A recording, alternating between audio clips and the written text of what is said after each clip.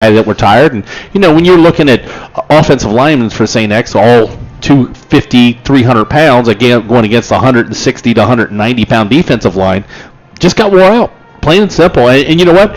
If you can take the Division II state champ, the Division I state champ, to overtime and lose by 4 points, losses are terrible. But quality losses, it's a terrible thing to say. I hate that term. Yeah. But Colerain back-to-back, those are,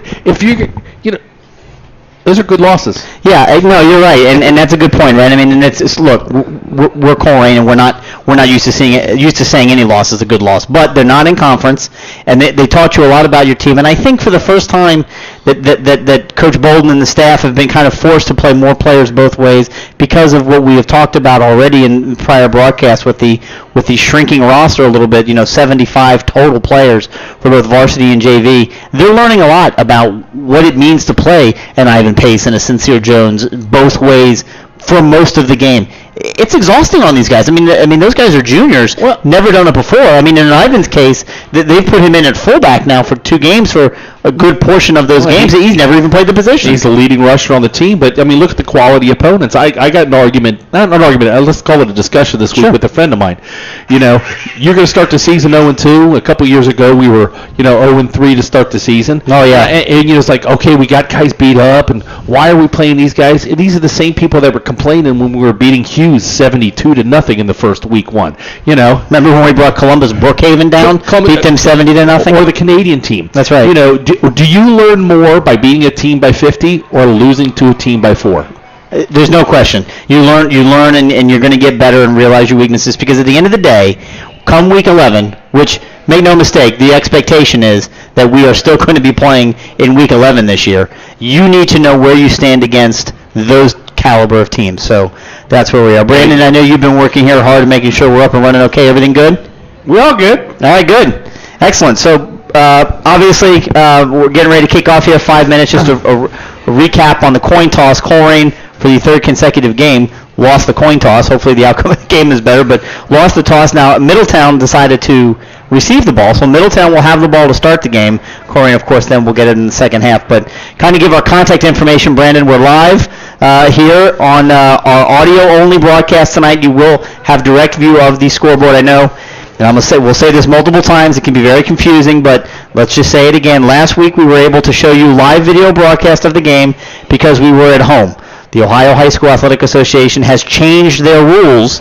We've just recently found out in that we are able to show live video at home. However, we are not allowed to do it on the road. So tonight we go back to more of our traditional broadcast where we'll bring you our best audio descriptions we can, and you'll have full view of the scoreboard, giving you, of course, down and distance and time remaining, as well as score and timeouts and all that other good stuff. But talk about our other contact information, Brandon, and if anybody that's listening wants to contact us here in the booth, or how can they go about doing it? There's 2 ways to reach us. There's a traditional electronic mail. You can reach us at radio@wearecolerain.com. We'll try to get all your emails here in the booth, or you can contact us directly in the live chat feature at YouTube right there next to your screen. We also want to take this time to remind you that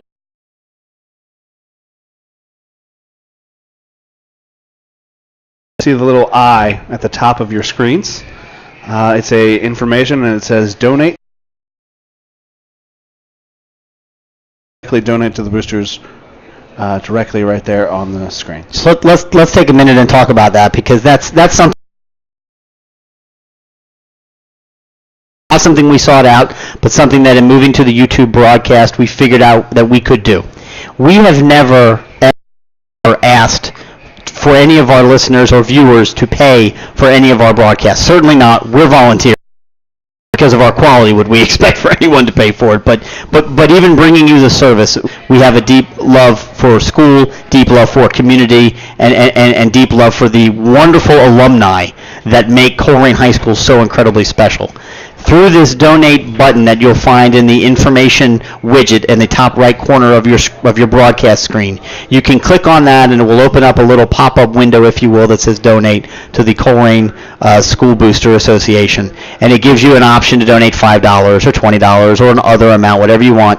That money is processed by YouTube. They are no fees. They do it free of charge for nonprofit organizations, which of course the Colerain Boosters are.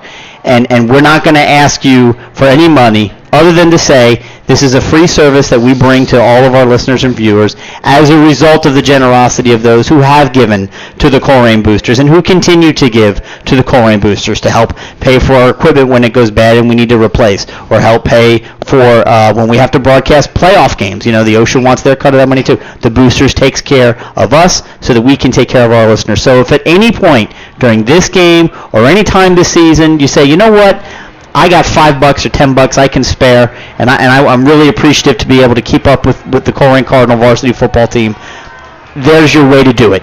Click on that button, select donation. It'll take you every step by step where you need to go, and all donations will come directly back to the Colerain Boosters, and we cannot thank you enough for doing that right now. Again, no amount is too small, no amount is too big. Feel free to donate for all that they have done to make what we do possible.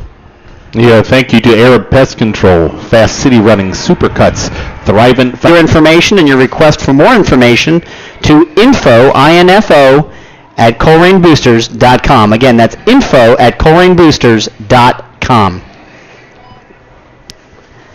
So it is a beautiful night here in Middletown. Again, this is Chris Hemmett. I was going to give Middletown very good starting position at their own 35-yard line. Second down and 9, shotgun formation.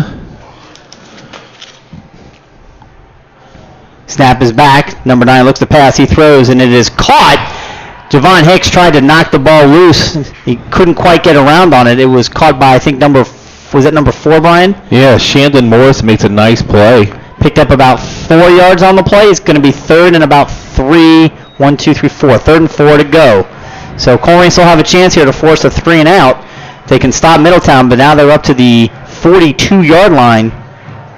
Yeah, Hicks was there in plenty of time. Tried to play the ball and just missed it. It was just a bang-bang play. Good play by the receiver. Third down and 3. Zach Maloney, the quarterback for Middletown, once again takes the ball and hands it off to the running back. He's going to lose 2 yards. Yeah, the Colerain defense fished that one out real quick and took him down for a loss. That's Ethan Stout, Trey Harris, and a host of Colerain Cardinals. Saw number 50, Trey Harris in on that tackle. So 3 and out for Middletown. They got the ball at the 35 and they took it up to the 40. So 5 yards in 3 plays. They'll be punting for the very first time tonight. Back to receive for Colerain. Number 23, J.J. Davis, and number 2, Javon Hicks. Snap is back. It's a high snap, but he's got it. It's a low line drive kick. Bounces at about the 37-yard line. Colerain wisely stays away from it. Slowly rolls back to about the 34, and that is where Middletown downs it. And the Cardinals will start off with basically the same position that Middletown did. Let's see what they can do with their first offensive series. And Blake Marshall did that nice thing there, made the athletic play just to catch that high snap.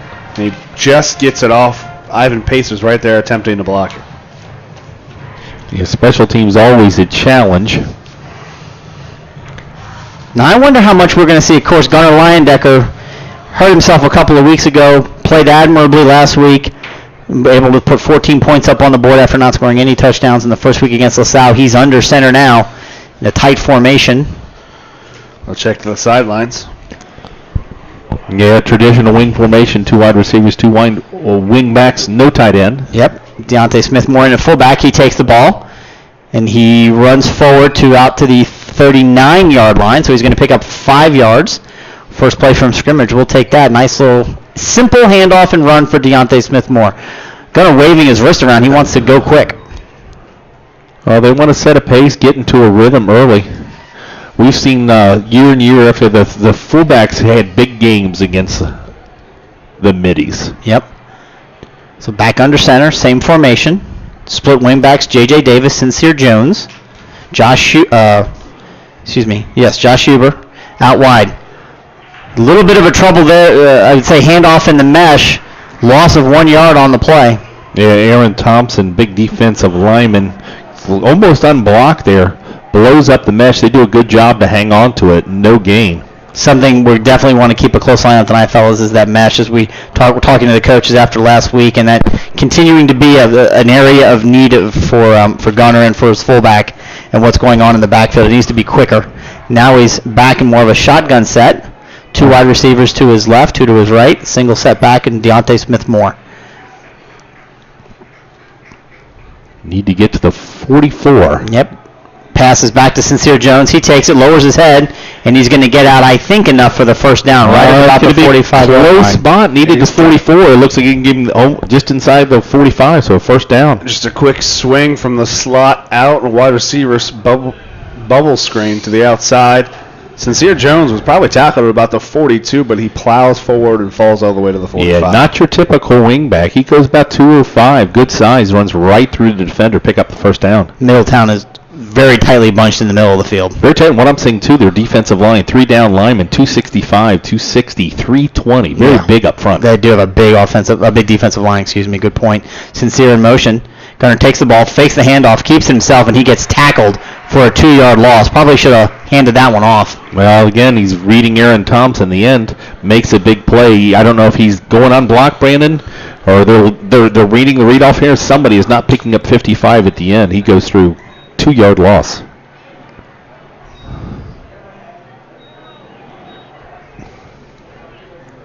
Huber, and is that not Huber? That is Ponting and Hicks out wide. There's a speed pitch out to Sincere Jones. He's got it. He's going to pick up positive yards. He's going to have enough for the first down before he gets pushed out of bounds. Huge, probably about a 14-yard run into Middletown territory. It'll be a first down for the Cardinals. A little bit different formation there for the Cardinals. Still that traditional wing, but instead of having a receiver on either side, they had both receivers to one side, and instead of kind of blocking down at an angle, they had them really close to the offensive line, really close to the point of attack. And instead of trying to block a guy who made a point, they just brought the formation tight and let Sincere Jones get to the outside. Yeah, Middletown really flooding the inside of the box, and Colerain takes advantage of it. First down and 10 for Colerain now at the Middletown 43-yard line. This is the part of the field near the 40-yard line they like to try a deep pass on first down. A little movement, left tackle. Yep. False start against the Cards. It's going to knock them back 5 yards. Take them back to the 48-yard line. First and 15. First penalty of the night for either team. You mentioned it earlier, Brian. You're absolutely right. When you think about an engine that just isn't firing on all cylinders, it's kind of missing, it's sputtering, it's not. That kind of feels what this offense has been like so far this year. Well, give a lot of credit to the defense we face too. Absolutely, no doubt about it. Under center now. Defense is moving. Gunnar Leyendecker. Keeping the same group out there. Again, missing Eric Phillips, the tight end, who's nursing an injury. Hands the ball off to the fullback. He's going to move forward for about 2 yards. It'll be second down and about 13. And Middletown there jumps immediately. They're not even trying to read here. That was just a straight guess of one side or the other.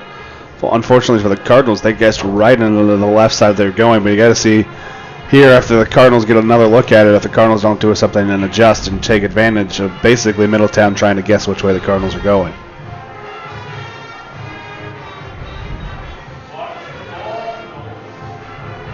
First and second down, really not changing the formation much. Still staying. They've gone to one wide receiver with a tight end this time. Yep. Still a wing. Back under center now, coming the other way is J.J. Davis.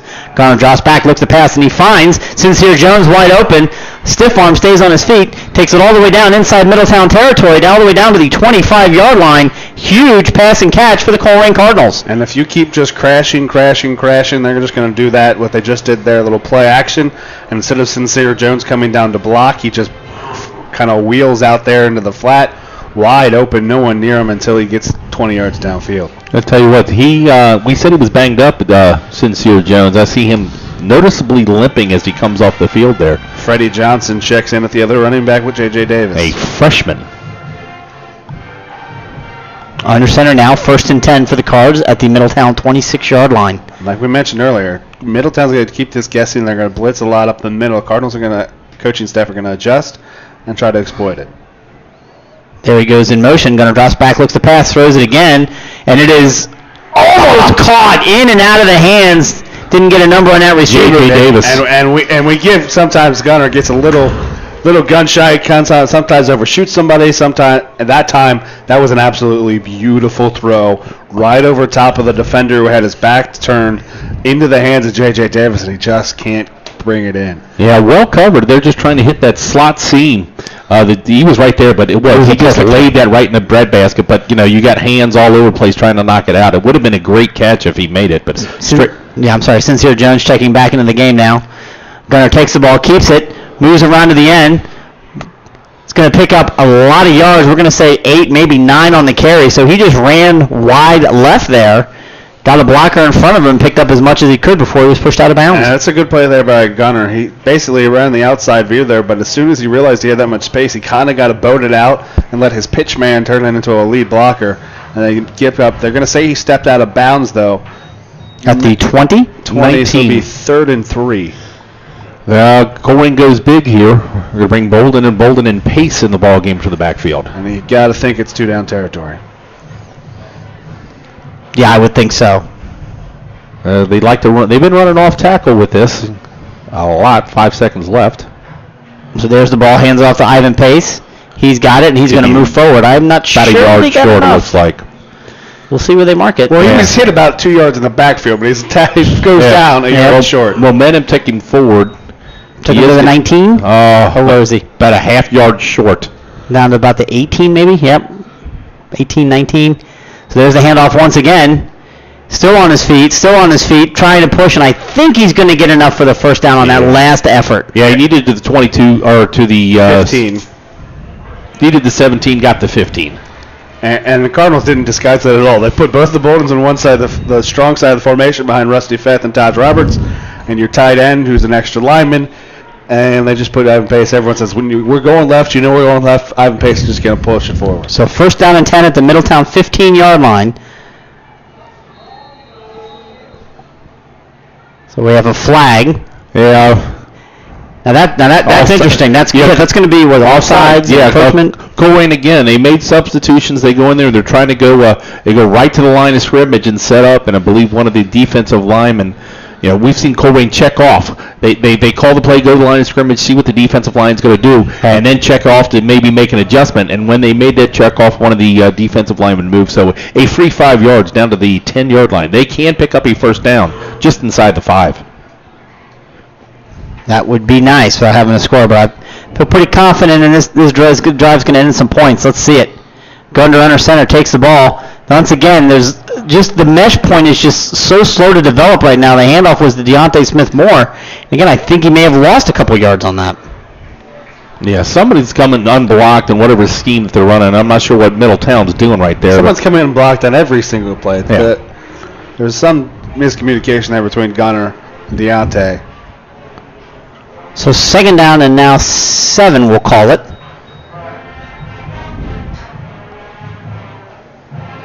Again, not a whole lot of personnel changes here. You've got Gunner in at quarterback, Deontay Smith-Moore in at fullback. Man in motion is J.J. Davis. Gunner drops back, hands the ball off. I thought he faked the handoff and he was going to roll and pass it. Runner takes it. I think it was Deontay Smith-Moore who took it back up to about the 10-yard line. So they got that loss back, but now it's still third down and 5. Yeah, they just came that counter again. It's worked pretty effective and gets a little bit of the yards back. I don't think Colerain's going to settle for a field goal here. They need about 5 yards for the first down. Yeah, I would think so. I think when you got him back down this far, go ahead and go. You need a confidence booster. So it is third down and 5 at the 10-yard line. Gunner takes it. It's a speed pitch out to J.J. Davis. He plants his foot. Good pursuit by the Middletown defense. I'll let you, Brian, take it. Where did he finish? Because I can't see it. Took it down inside the 10 at the 9-yard line. Only picks up. Middletown does a good job stringing that out. Really couldn't get his foot planted. So it's going to bring up a fourth down and 4, and it looks like, yes, didn't get enough. They want points. Here comes the field goal unit. Yeah, J.J. Davis has just got to turn that upfield. He just kept trying to go outside, never really vertical. Your receivers were standing in front of the defenders, but none of them really taking the block to them.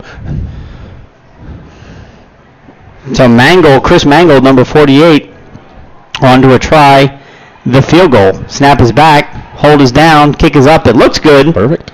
And it is right through the upright. So, with 3:30 to go in the opening quarter, Colerain puts 3 on the board and lead the Middletown Middies 3-0. It might be the fastest first quarter of all time by the time we get done. We're one possession each, and this quarter is nearly almost over. Well, only, I think, two penalties called, so not a lot of stoppage there. Yeah, no big plays by Colerain. They methodically took it down the field, so, no incomplete passes, clock running the whole time, so really eating up a lot of clock. Didn't really get the outcome that you wanted, but you had something established up front to work from. So take this time to remind everyone you can reach us in the booth at radiowearecolerain.com. And Jim and Terry Shearer listening in from Chicago, and they want to win tonight from the Cardinals. On live chat on YouTube, we'd also like to say thanks to listening to Don Ostertag and Ryan Martin. And Don, thoughts or prayers with you and everybody down there in Florida. I'm not sure if you're going to ride out this hurricane, but we're with you. So nice to hear from you, Don. So we're going to tee it up again. Colerain Cardinals. We got Braylon Million back for the Middletown Middies, along with Josh Bryant. So Mangold on the opening kickoff kicked the ball out of bounds and gave Middletown good starting field position at the 35. Yeah, absolutely no wind tonight. No, it's very quiet. We know he has the leg to go deep, but Cardinals were offsides. It was a line drive kick taken right at the 10-yard line, and that Middie returner was jumping up and down with his feet because he had big eyes set to take that ball. Well, it didn't look like he was trying to kick it deep. It looked like he was trying for another squib kick and got underneath it, and it was a line drive. That's a very returnable ball. That ball didn't go more than 8 foot above the ground. Mangold was the Blitz 5 Player of the Week this week for his 2 field goals against St. X, and then he also was helped the Colerain soccer team to a big victory this week. 2 big victories. Beat Harrison 5-1, and then just a couple of days ago beat Middletown, this very same school he's playing, 1-0. And Middletown was above Colerain in the standings, so good win for the Cardinals. Make sure that on the field, soccer field. There he goes. I say the referee almost forgot to pick up his flag. There he's got it. So with the 5-yard penalty, Colerain will re-kick. The ball is now set on the 35-yard line. Mangold he's just getting into his football feet, if you will. It's a low line drive kick, and it's caught at the 25-yard line, taken up to the 30, taken up to the 35, hit, but not until he gets out past the 40-yard line. So Middletown certainly can't complain about their starting field position, averaging at about the 38-yard line on their 2 kick returns so far tonight. Colerain defense has been just basically lights out the first 2 weeks of the year. I mean, outside of the last 6.5 minutes last week, they have been really just everything we could have hoped for, given the fact that we graduated 9 starters from last year's team. We'll see J.J. Davis is the one playing both ways, not Sincere Jones this week, at the opposite corner of Javon Hicks. Yep. So Javon Hicks, J.J. Davis, both at DB and both playing both ways. There was a pass intended for the guy that Javon Hicks locked up. Shandon Morris was the intended receiver, and that's a really good thing for Morley, the quarterback there, or Maloney, the quarterback.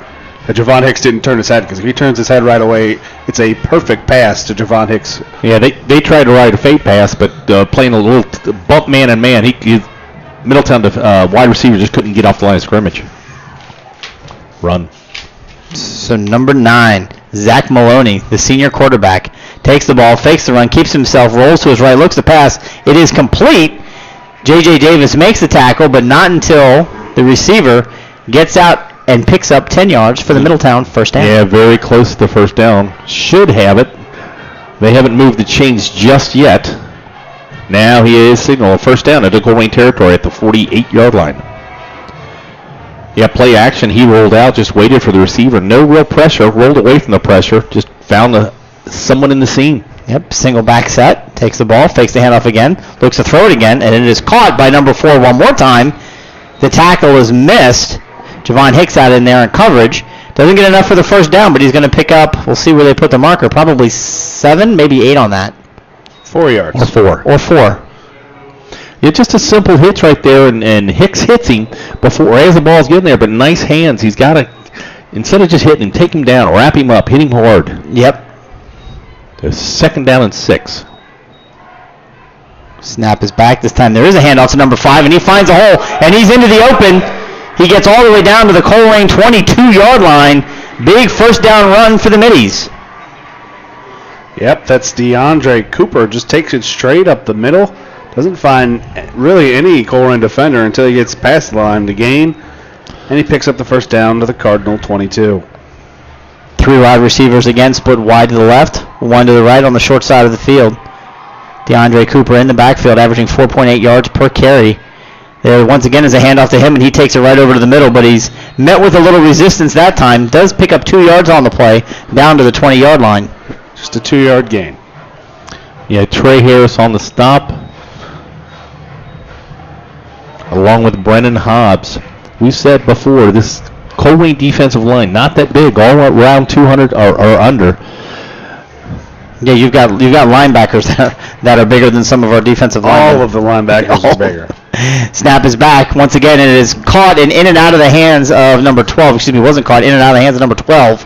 It falls to the ground harmlessly. It'll be 3rd down and 8. And it's a good thing for O'Brien Milling that it was incomplete, because he got leveled by Deshaun Pace as soon as he got his hands on the ball.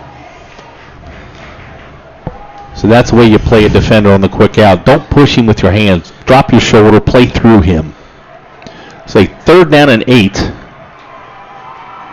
Ball on the 20-yard line. Same setup here. Snap is back. Nine's got it. He looks. He's dancing. He's going to run, try and pick up the first down himself. He avoids 2 tacklers, and he gets all the way down. He's going to be very close to the first down. I think he needed the 12. Yeah. Did he get it? Or are they marking it 4th down? Well, what a chain crew wanted to go with it. Wanted to give him the first down, but he's actually a yard short. Yeah. So 3rd down and 8 has now become 2nd down and 1. 4th down. I know. That's why you never trust the chain crew. You can't trust it. It's 4th down and 1. He was close. He avoided 2 tacklers on that. Good run. Snap is back, takes the ball, hands it off to number 5, and he dives forward. He's going to pick up enough for the first down. It's all the way down to about the 10-yard line. DeAndre Cooper once again on the carry. Exactly on the 10-yard line. They cannot get a first down. Middletown answering Colerain's long sustained drive with one of their own. I think they're marking him short of the 10, so it looks like inside the 1 they can get a first down. The ball is on the 10-yard line. Okay, well, they still got the chains up. Don't look at the chains. Don't look at the chains. First down and 10. Snap is back. Handoff once again. More yards found there right at the line of scrimmage. Picked up about 3, maybe 4 on the carry. It'll be 2nd down. And 8. He got 2. I keep looking at the guy with the pole. Don't watch the train guys. They're not. I can't. They clearly are not right. Wow. He had the marker said that he moved back a yard. That's great. They'll get it. 2nd down and 8. Under a minute to play here in the opening quarter.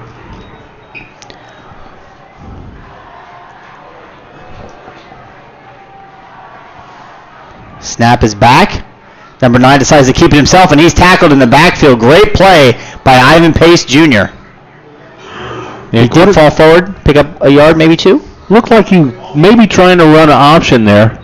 It's just a speed option to the left, and Pace plays both the quarterback and receiver. As soon as the quarterback tucks it down, Pace comes down hard. Bolden would have been there to clean it up, but Pace limits it to just a 1-yard gain. So they're going to, I think, let the clock expire with only 5 seconds left to go here in the opening quarter, and they'll be very happy to switch fields as Middletown is knocking on the door to put some points on the board, and we've reached that quickly the end of the first quarter. Much, much different story than what it was last year, but Colerain still leads 3-0 at the end of the first quarter.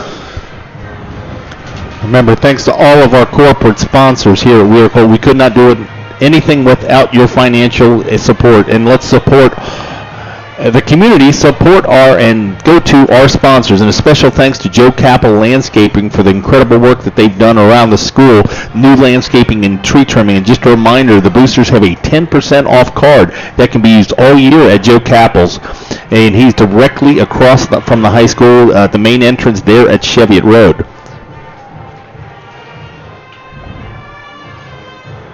So Middletown getting two possessions in the first quarter. Colerain getting 1 and turning their 1 possession into 3 points. And now the defense has got to really stiffen up if they want to keep Middletown out of the end zone or points off the board. we've said with Colerain's offense, that option, the run sets up the pass, and Middletown started this drive throwing the ball, and it looks like the spreading them out. The pass has set up the run. They've spread out Colerain and found some success up the middle a little bit. Really nothing in big chunks, except for the one big play, but that was just a straight dive off tackle. Just a reminder, Brandon has already started his quest to pull in scores from around the area with the GMC kicking off. There are some big games around, and one of the biggest, of course, Mason and Sycamore will have those scores for you towards the end of halftime. Snap is back. Maloney looking to pass. He's under pressure, and he's going down all the way back at the 20-yard line. Number 7, Luke Bolden, on the tackle. Not a good play. He tried to keep avoiding looking downfield. At a certain point, you got to take the smart play and just take the loss, but he kept backing up, and what could have been a 5-6-yard sack turns into a 14-yard sack. They'll make it 13. They'll mark him at the 19, so it sets up a long field goal, much longer field goal for the Middletown Middies. So according to the Middletown roster, they do not have a number 39. They have 3 kickers on the roster, so we're not really sure which one is kicking. You're right, there is no 39. Fantastic. Snap is back, hold is down, kick is up, and it's going to be somebody short. Should be back there to return that. Short? Yep, the ball falls short. No good, but by Ohio high school rules, the ball did reach the end zone, so it is a touchback, and the Cardinals will take over at their own. To score, but they do one thing properly is they've taken the ball away from the Colerain offense. 1 possession in the first half, only down 3-0. The execution of the big play, and we just haven't seen that really at any point this year. Takes the following play. No, I'm kidding. Takes the following play 80 yards for a touchdown. God, I hope so. Wouldn't that be wonderful? J.J. Davis in motion, takes the ball. He holds on and pitches it to J.J. Davis, and he's off to the races.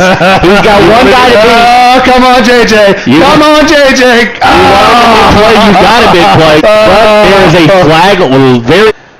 Maybe 5. 5, and it's a holding downfield. It's a 10 yards from the spot of the foul, and it looks like they're at the 42. So they're going to take it back to the 32. No, it's at the, which is still a 7-yard gain. So first down and 3. So huge run by Call, but now only needing 3 yards to get the first down. Gunner takes the ball, hands it to the fullback, 2 yards on the play. He's going to fall just short 30-yard line. 2nd down and 1 with this offensive line. This is a good play action area if you want to test it. And what I'm saying, we'll see later on in the game, Colerain's got a lot of guys going both ways, skill position-wise. Middletown has 3 guys playing both ways on the offensive and defensive line. Very tight splits on the offensive line. 1 wide receiver out wide. Gunner right under center. Takes the ball, spins, hands it off, and there's a tackle made behind the line of scrimmage. I tell you, that's about his 3rd, 4th tackle so far. Aaron Thompson, your defensive end, 6'1", 265-pound senior, just manhandles the blocker in front of him, runs right through him, and makes the tackle. Aaron Thompson, through 2 games, has 11 tackles and 2 sacks, and he's showing why he's clearly one of the defensive stars on this team. He is one of the guys going both ways, playing on the offensive line as well. They've been spotting. He's been full-time defense. They've tried to spot him on the offensive line. 3rd down and 1. Ball on the Colerain 29-yard line. J.J. Davis in motion. Takes the ball, hands it off to Deontay Smith-Moore. He pushes it out past the 30. Going to be enough for the first down. Good hard run by DSM to pick up what the yards he needed to get that first down. Boy, after a 56-yard gain or whatever that was, you really got to labor through a couple of extra downs there to get that first down. They say with the option offense, we say it all the time, and Brian, you said this quote many years ago, that it's like Novocaine. It may not look great in the beginning, but once it settles in, you start wearing down that defense. As soon as you say that, they go 4-wide shotgun. There you go. How about that? Gunner drops back the pass, and he throws it deep down the field. It's a beautiful pass, but it's beyond. Well, it looked nice, but it was beyond the arms of Javon Hicks, so it falls incomplete. A little hitch and go. They got Hicks one-on-one. A huge size mismatch over there. He's over there. He's listed as, is that number 4 or is that 14? 14. 14. They've listed him at 5'8". He is not 5'8". But they go hitch and go, and Gunners just threw too flat of a ball there. Get it up in the air. Let your receiver make a play. Yeah, let Javon go get it. It was there. It was wide open. He had at least 2 steps on it, maybe 3. So 2nd down and 10 at the 31-yard line now. Gunner drops back. Looks to keep it himself, and he does. Number 3 wraps him up. Gunner holds on to the ball. Moves forward, picks up 3 yards on the play. Was that design play? Yeah. They sprint option out of the shotgun formation. They run it a lot. Does pick up 2. Yeah, Bowden was not happy with Gunner's decision. Gunner tried to fake the pitch to the outside and cut it back up. The defender did not bite, and the Cardinals were bottled up in the middle. So now 3rd down and 7, 8:20 to go. Colerain leads 3-0. Need to get to their own 41. Still shotgun formation for a wide receiver. 1 back. Man in motion is Sincere Jones, and we have Timeout. whistles and timeout. Middletown. Yeah, Middletown might have done them a favor there. The play clock was running down. It was going to be close, but didn't like what they saw. Went 4 wide, brought Sincere in motion, overloading one side, and Middletown immediately calls a timeout. So, I'd like to take the chance to remind you that you can reach us at the booth at radio@wearecolerain.com or directly on YouTube live chat. I'd like to thank Mark Strong for listening in. And on radio, we'd like to thank checking in from California, Lenny Lopez. Couple quick score updates. Centerville trails Pick North 3-0. Winton Woods leads Springboro 7-3. Gahanna Lincoln leads Elder 7-0. St. X leads Walnut Hills 23-0. LaSalle leads West Claremont 16-0. Lakota East leads Princeton 8-0. And a bunch of high-scoring games elsewhere in the GMC. Lakota West Fairfield tied 0-0. Sycamore Mason tied 0-0. Hence the sarcasm on that one. Well, there's no doubt coming into GMC play, there are only three teams that are undefeated, and they're not named Colerain, they're not named Lakota West, they're not named Fairfield. There's some surprises. Mason undefeated at 2-0, Sycamore undefeated at 2-0, but and none of those Lakota East undefeated. None of those teams have beaten a GMC team. That is correct. I don't even know how to respond to that. There's a flag. And the Cardinals jumped. I don't know if they jumped or just the snap was a little off count. Now the entire offensive line moved except for the center. He's about a half step too slow. So a 3rd down and 7 is just going to a little bit more than that now. The continued misfiring and just not, this offense just doesn't, they just haven't got on track yet. They look like it almost looks like they're running these plays for the first time. Like they've never seen them before. So Josh Huber in the ball game. 4 wide receivers again. Yep. In motion, Sincere Jones. Gunner drops back, looks to pass, keeps himself, runs right into the middle, and he's going to be met by about 5 Middletown guys. He got back to the line of scrimmage, but that was a good defensive stand by the Middies, and the Cardinals are going to be forced to punt. It looked like a design quarterback draw there. Colerain spread them out with 4 wide receivers, but Middletown still loading the box. No blocking up front. So that's going to bring Lawson Sandusky for the Colerain Cardinals, his first punt of the day. Of course, rugby-style kicker, as we'd love to say, is he'll take it and kind of move to his right. He's got it. Move a little bit to his right. Kick it. Much better punt than what we saw before. Punt if he'll get that roll. Look at that. Middletown's going to stay away from it, and Colerain is going to let that ball roll all the way down inside the 5-yard line, where they down it at the 2. Do the math, Brandon. Where did it start at? 29. So they're kicking plus 1. That's 21 plus 7. That's almost a 21 plus 48.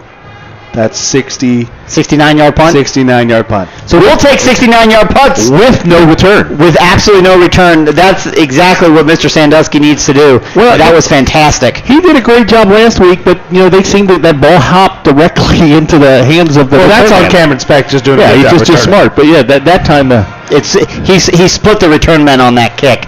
And now Middletown will start off 1st down and 10 at their own 2-yard line. in the shotgun formation from their own 2.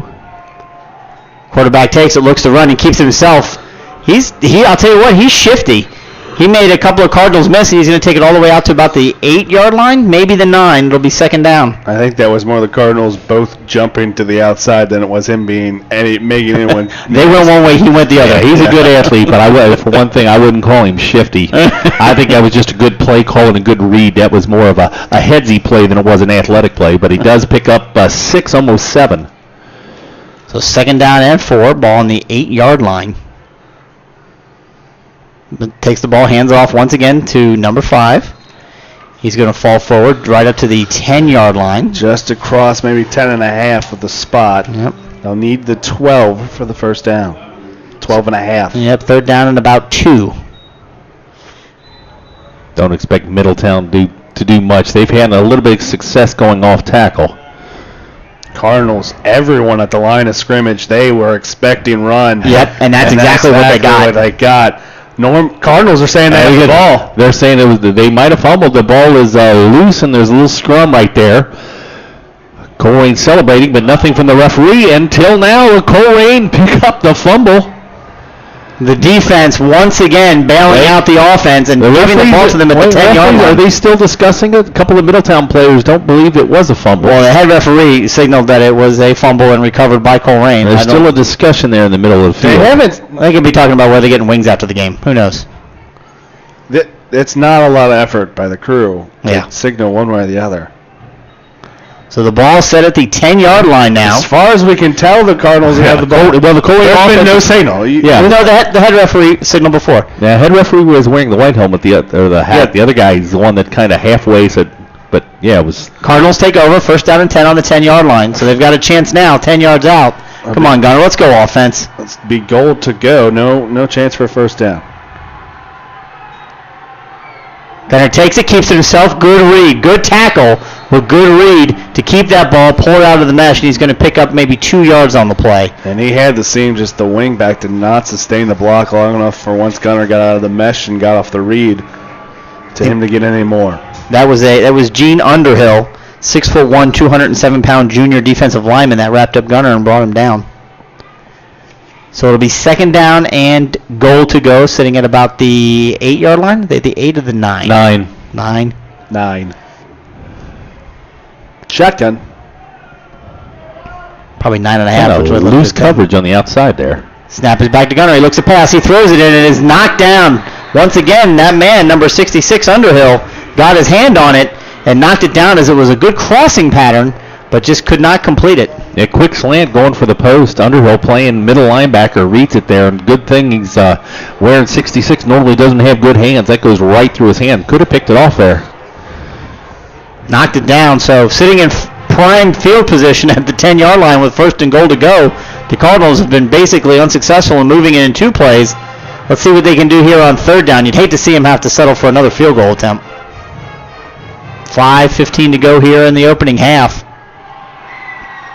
Snap is back. Gunner's got it. Pitches it to Deontay Smith-Moore. He jukes, makes a man miss, stays on his feet. Guys, the pylon. I don't think he did, but he's going to be right at the 3-yard line where it'll be fourth and goal. He got the pylon, but they're saying he stepped out. Because you can. Yeah, the pylon got knocked over, but yeah, you're right. I mean, that was the point. He got knocked out at the 3. So it'll be fourth down and goal at the 3.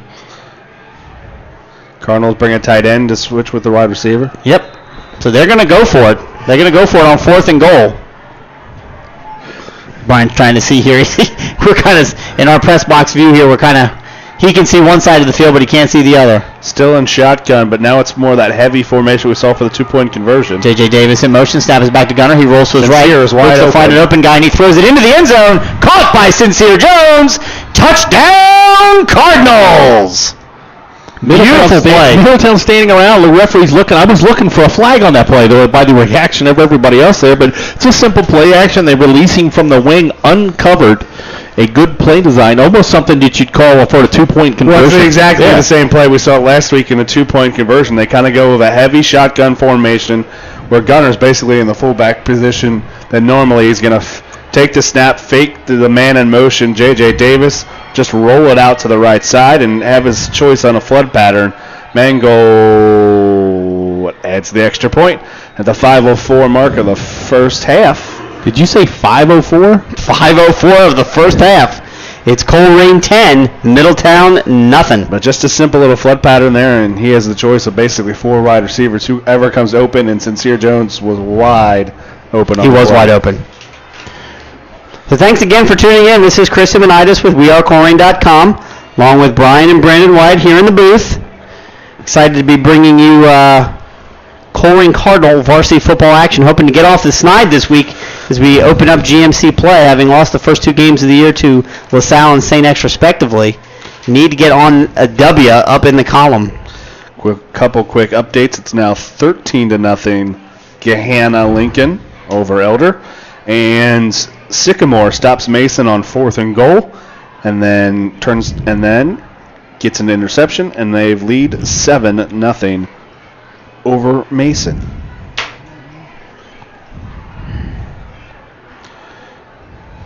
And Chris is going to probably show me a score of St. X 102-7. St. X is up 29-0 on Walnut Hills with 9:44 to go in the second quarter. With the response from my contact telling me Walnut Hills has no clue or answer as to what to do. So X will probably be up close to 50 points at halftime on that. They'll pull all their starters and start, there's probably third of their 4 full teams they have. Mangold set to kick off. Let's see if we can get another one here. This is a high kick. Going to be taken at the... Oh, look at that, into the end zone. That might only be the second touchback of the year for Mangold, but he puts it into the end zone, and Middletown will start off with their at their own 20-yard line.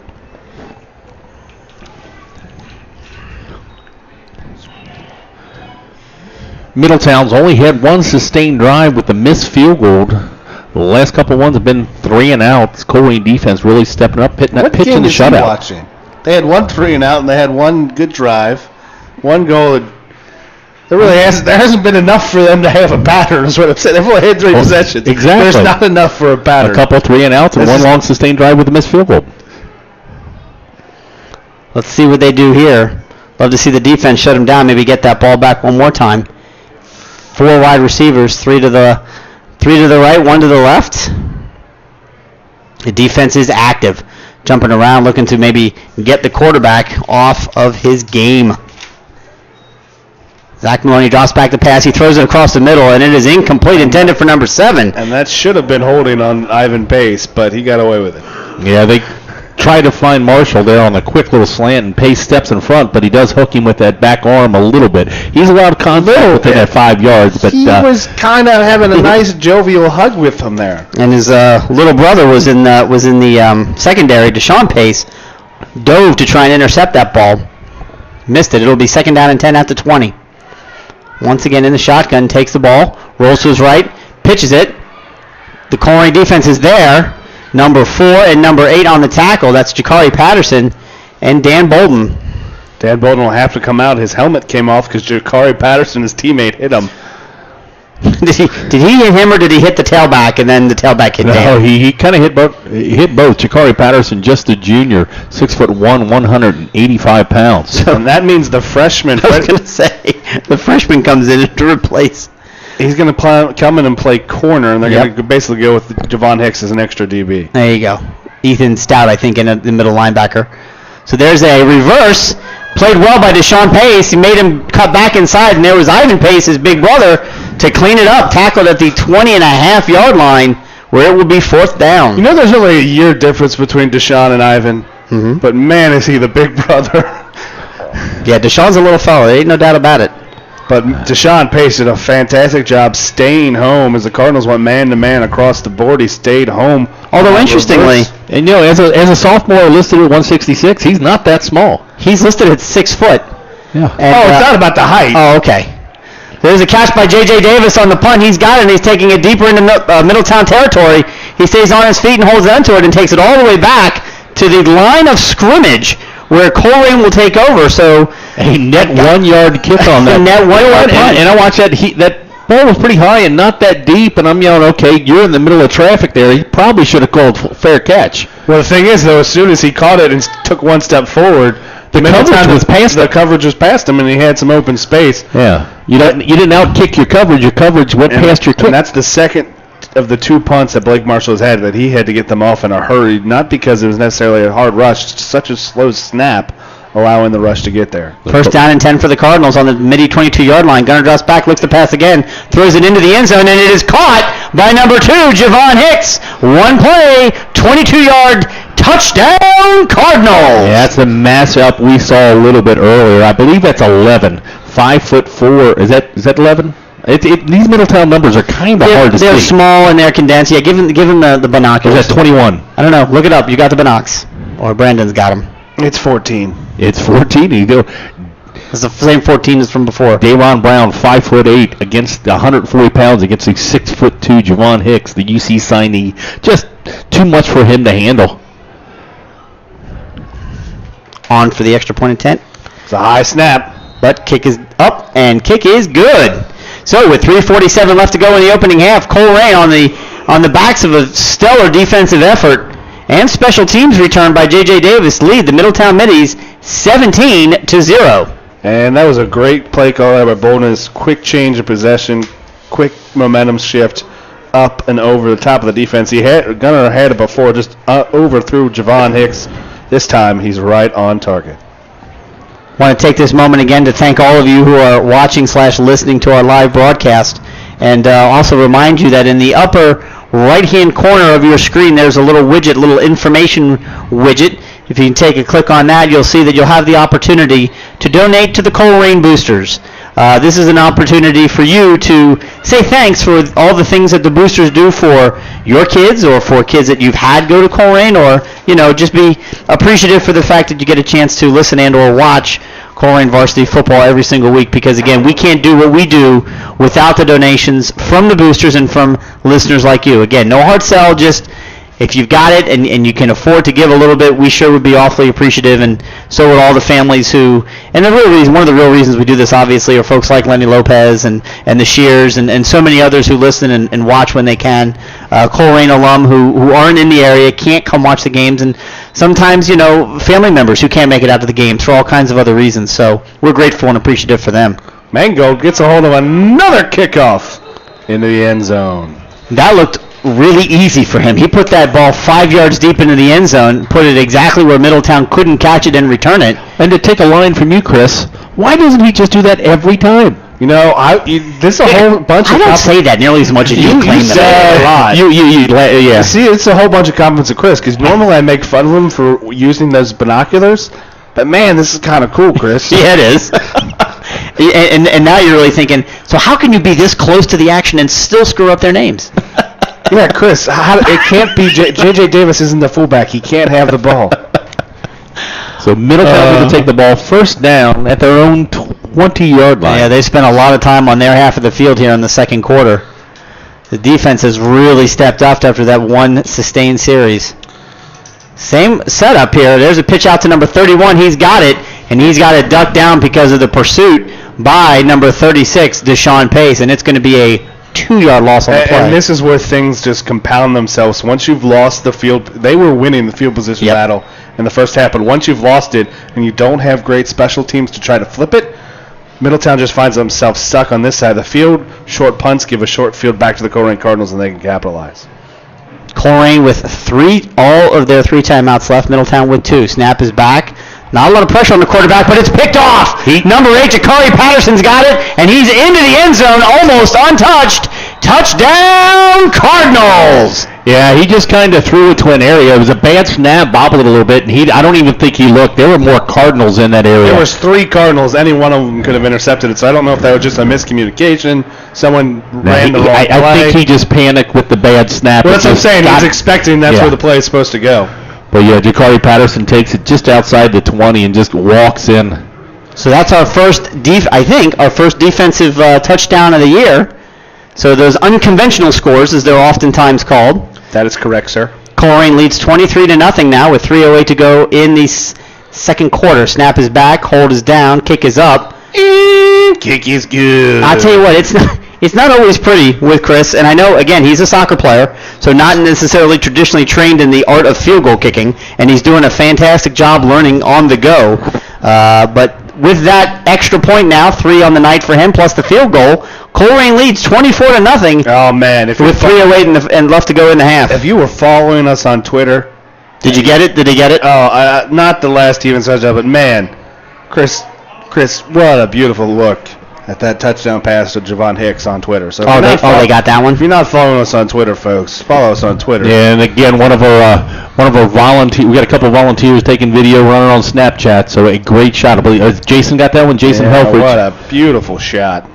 So that may go into an end of year highlight video. So again, absolutely follow us on Twitter at We Are Colerain, and also on Snapchat. Really blowing up the Snapchat here as we've got all kinds of new followers. And again, special thanks to Alex, who's on the field, and he runs that and creates our stories for us during our games. So very grateful and thankful for their efforts again, and giving their time for the school and community. So as we set to kick off, we got a couple quick score updates live for you. Panthers cutting the lead. Elder scores 13-7 now up in Columbus, Ohio. A 53-yard touchdown pass makes it 14-0 Sycamore over Mason. Oak Hills was up 14-0, but 13 straight points, but a missed extra point. Oak Hills over Hamilton 14-13. There's the kickoff for no one's there to cover for Middletown. J.J. Davis can't get to it. Yeah, they overloaded the left side in Middletown. He's kicked everything to the left, but this time he pops it up to the right. Ball lands about the 30-yard line. Not a Middletown player within 15 yards. If he gets a good bounce, there's 3 Colerain players in the area. J.J. Davis can just get his fingertips on it. But the ball does go out of bounds after the touch. He did get his fingertips on it. I think he knocked it out of bounds. But that's not since he touched that. That's not procedural. That's not a procedural penalty. Right. But that's a live ball. Colerain could have ended up with it, but he just found a hole there in the return game and just couldn't get it there. Anyway, score of no relevance to anyone here. Hilliard Bradley leads to Hilliard Davidson, which could be the first time in school history that Davidson loses both to Hilliard Bradley and. Did they already lose to Bradley this year? The referees are taking some type of discussion here. I guess they're saying it is a procedural penalty, even if he touched it. No, they're saying he didn't touch it because the Bolton's point is that if he touched it, it can't be a procedure penalty. Oh, he certainly touched it. There's no doubt about it. We saw he put his hands on it. So Coach Bolton's looking for an explanation. Well, he certainly deserves it. I mean, if not, Middletown's going to start off with the ball on the 35-yard line when it should be back much further. It's a 12-yard difference. Tom, not happy with the answer. He's just kind of, you can always tell when he walks away from the refs. He doesn't agree, but he knows he doesn't have the power to change anything.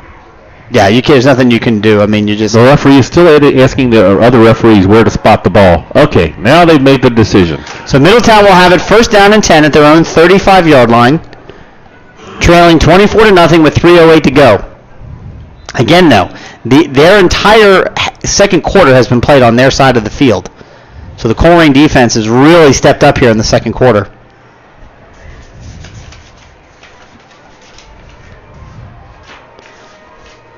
Quarterback in the shotgun, takes the ball, hands it off to number 5. The Colerain defense collapses we'll give him a 1-yard gain. And immediately, Coach Bolton wants to get this ball back. He calls timeout at the 3:03 mark. Nice play by Tanner Reilly from the outside linebacker position. Collapses, keeps a minimum gain of 1 yard. Colerain substituting a lot. Got a lot of guys banged up. Getting a few guys some looks. Ethan Stout in the ball game. Getting a lot of playing time today. He has to play. Eric Phillips is out tonight, so Ethan Stout is your starting middle linebacker, and Luke Bolton slides out to the outside linebacker position. We saw Stout in the first week. He started on one of the defensive linemen. Yep. So when you got linebackers who can play defensive line, and you don't have the big monsters up front, it's great to have the versatility. A couple other score updates. Whitten Woods leads Springboro 14-6. Picterton North leads Centerville 6-0. Fairmont leads Milford 15-0. And St. X leads Walnut Hills 36-0 with 4 minutes left to go in the first half, and it is now a running clock. And Wayne leads Clarkson Montessori? No, Clarkson, Canada. Oh, okay. Only 24-0. Huh. Ball tipped. Falls incomplete. Good pressure by the Colerain defense to tip that intended pass, and it fell short. Both the receiver and DB dove for it, and it fell about a yard short of both of them, so it'll be 3rd down and 10. I can't emphasize this enough. Follow us on Twitter. You really like that clip, don't you? Because we got another clip. We got a good look at that the interception. Javon Hicks got another good look at Jakari Patterson's interception return for 6. So 3rd down and 9. Went up over 3,700 followers on Twitter like a week ago. Drops back to pass. Does number 9. Gets it across to number 12 in the middle. He makes 2 guys miss, and he's going to pick up enough for the first down all the way out to the Middy 49-yard line. And just a really good play by O'Braylon Million. Ethan Stout was there to make the play. Million just powered through the arm tackle and picks up the first down. Shandon Morris, Brandon, number 4. That was 12. Yeah, that was 12 that I think caught that one. That was 12. So Zach Maloney's now back in the shotgun once again, hands it off one more time, and number 5 finds Tough Sled, and he hit the hole hard, and it closed up very quickly. Going to pick up 1 yard on the play, and the clock is stopped once again. Yep, another timeout for the Cardinals. It'll be 2nd down and 9 upcoming for Middletown. Okay, if you had the Super Bowl squares for this one, Lakota East leads Princeton at halftime, 11-0. If you had 1 and 0, 1 and 0, if you had 1 and 0 on your squares, you're a winner. I'm checking mine. Look at that Hamilton Oak Hill score. Look at that, huh? It's Wow. now 43-0 Bombers over the Walnut Hills Eagles.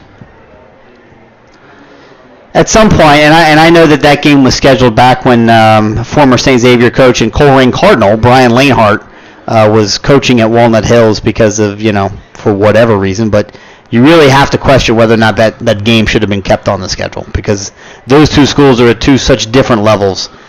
And I only say that because, honestly, you worry about the depth of Walnut Hills and, the safety of those kids, but I'm sure Coach Specht will do everything he can to pull out all of his starters if he hasn't already to make the second half not nearly as a ridiculous score. Or maybe he won't. 2nd and long. 2nd and 9, drops back to pass, does Zach, throws it. It's a high floating pass intended for number 4. He catches it, except he's about 8 yards out of bounds. Yeah, a little fade down the sidelines. Javon Hicks kind of using the... Javon Hicks left him wide open. He left him wide open because you don't need to cover a guy that's not on the field. Yeah. He played the perfect area. He knew he got him to the sideline and let him go. And then just stopped and said, well, that guy's 5 yards out of bounds. If that throw ball's thrown in bounds, that's a jump ball. Yeah. So 3rd down and 9 now, 2:31 left to go. Surprising they threw the ball. You think they try and run out the clock. Drops back to pass, does Zach once again. He's got pressure up the middle, and he just throws it up in the air and out of bounds. It does stop the clock, so he doesn't have to use a timeout. They still have 1 timeout left. And it'd be interesting to see. It's been really, really slow on the snap if the Colerain Cardinals and let Ivan Pace try to go block this one. I think they should absolutely send the house. Or does Middletown at the 50-yard line take a chance with this short clock of a little fake right here? You got the starting quarterback from last year, Blake Marshall. Snap is back to Blake, and it's way over his head. It's back down to the 20-yard line. He's going to pick it up. Luke Bolden is in pursuit, and he's going to take him down right at the 19-yard line. We'll see where they mark it. So we talked about the high snaps earlier in the game, and it comes back to bite Middletown there as that snap sailed way over his head. And Colerain, with a timeout and 2 minutes and 14 seconds left to go in the half, is going to get the ball 1st and 10 at the Middletown, presumably 20-yard line. There we go. That'll be exactly the Yep. 20-yard line. Couple more score updates. Trotwood was winning the entire first half over Pickerton Central, but Pick Central scores a touchdown right before half. They lead Trotwood 13-8. And as the clock expires in the first half, Lakota West hits a field goal. They lead Fairfield 3-0. Goodness gracious. I have to be honest. I'm really, I guess I'm surprised at the lack of offense in some of these, many of the GMC teams. To a point, Colerain included, 2.5 weeks into the season. J.J. Davis in motion. In the shotgun is Gunnar Leyendecker. He overthrew him. J.J. Davis turned around 3 different ways to try and catch that ball. Well, they run play action pass. Davis comes, fakes the kind of the jet sweep and rolls out on the wheel route, and he is wide open. And Gunnar just, outthrew him by 4 yards. It wasn't even close. Yeah, That was just really bad. So the good news is it stops the clock. Colerain doesn't need to use a timeout. It's 2nd down and 10. It does speak volumes to me. It's interesting. Now, they've been down here a couple of times, and we're throwing the ball. We're not running the ball. So 3 wide receivers split wide to the right. Got Sincere Jones, J.J. Davis, and is that Huber on the far side, and then Javon Hicks here on the short side of the field. But that's exactly where Gunner looks, and that's exactly where he's throwing. And again, it is long, and it is incomplete. Javon got his hand on it, but couldn't quite pull it in before he was taken out of bounds. 3rd down. Again, he was open. I don't know if he was open, but he got himself open. He got himself open, my point. It was a pretty good throw. Just missed it. Just work the border there. If he puts 2 hands on it, he might run himself out of bounds with his momentum. Tried to get one hand up, but just can't corral it in. Yeah, Colerain's going to bring in that tight end on this play. Bunch formation, 3 to the right. Obviously a passing situation. Gunner takes the ball, rolls to his right, looks to pass, throws it in, is caught by Sincere Jones, gets the 1st down, lowers his head, takes it into the end zone. Touchdown, Cardinals. Sincere Jones. It's a great block down the field. I think that was J.J. Davis, but we saw just a little play action. They find a multiple route. Picks the best man. Sincere Jones is right there, but he makes contact between the 3 and 4 yard line. We've seen yards after contact. He runs right through defender. Pushes him into the end zone. Colerain scores again for their 3rd passing touchdown. Triple what? Not triple option. Triple touchdown pass. Deontay Smith-Moore was all happy about being the fullback, because the fullback gets all these touchdowns in the Colerain offense, and just doesn't seem to be the case tonight. It's been all throwing the ball tonight. The extra point attempt is good. 4 for 4, along with a field goal, is the new kicker for this year. And the Colerain Cardinals, with 1 minute and 54 left to go in the opening half. And I think there are people just now getting here. No. Colerain leads 31-0. So this is what we'd like to see from the offense. Again, though, you love the score. Even with a whole half to play, you feel good about where they're going. But again, it's coming on the pass, and the core of this offense is supposed to be the run, and we just haven't seen that tonight really work efficiently. Well, you throw the ball when you have the personnel that you can throw the ball. I mean, your skilled positions are on the outside, and Gunner, not really. He can run, but he's the next baseball player. He's got a cannon, so whatever the defense is going to give you, you take it. Yeah, I mean, it's clear that there's no question. He seems to be more comfortable dropping back and surveying the field and throwing the ball. And you're right. He certainly isn't afraid to tuck it and run. And, a couple of years ago when he was, just a sophomore tailback, that's really where he excelled, in that wing back position. And he'd take the pitch, and he made some spectacular runs as a sophomore. So there's no doubt he can do it. But you're right. It's a good point. You do what the defense gives you, and if they're going to crowd the line and you can get your guys out in space, I mean, that's why you throw the ball. You play to win the game. Somebody said that once. I'm not sure who it was. So 1:54 left till halftime. Davidson still trails Bradley. The game that none of the people are listening. It would be the first time ever that Davidson lost to both Darby and Bradley. Whatever, no one cares. Mango gets his foot underneath it, and he pops another one up in the air. Why does he do that every time? Well, he kicked it to the 1 yard line, and it's immediately taken out to the 20 before he's even touched. But he's immediately taken down by number 28 for the Colerain Cardinals, and the flag flies. That's a really, really good play by Tanner Riel. He makes the special teams tackle, and he's also going to collect an extra 15. It'll be half the distance to the goal. He got blocked in the back and still made that play. Yeah, that was a great tackle. He was the first one to the returner, and he took him down as soon as he got to him, right at the 20-yard line. 5'8", 173 starting defensive tackle. Right. Yeah. I just said 173, 5'10", 173 starting defensive tackle.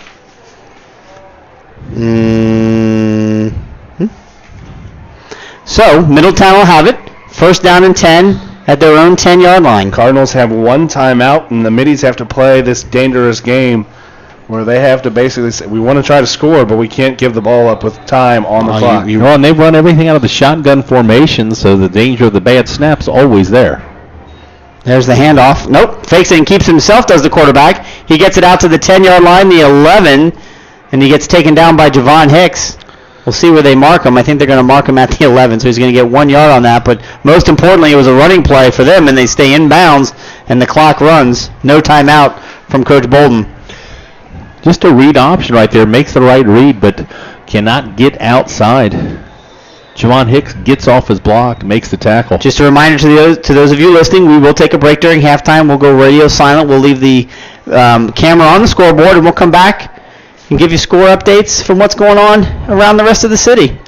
Pass complete for about a 2-yard gain out in the flat. I think it was Luke Bolden that was putting pressure on the quarterback. Javon Hicks out there. Catch made up to the 14-yard line. Be third down. Clock stops as again the receiver was taken out of bounds up to the 14. 3rd and 6. So an opportunity here for Colerain. Obviously they want to save that timeout for the offense. I imagine, they're going to throw it again. Interesting.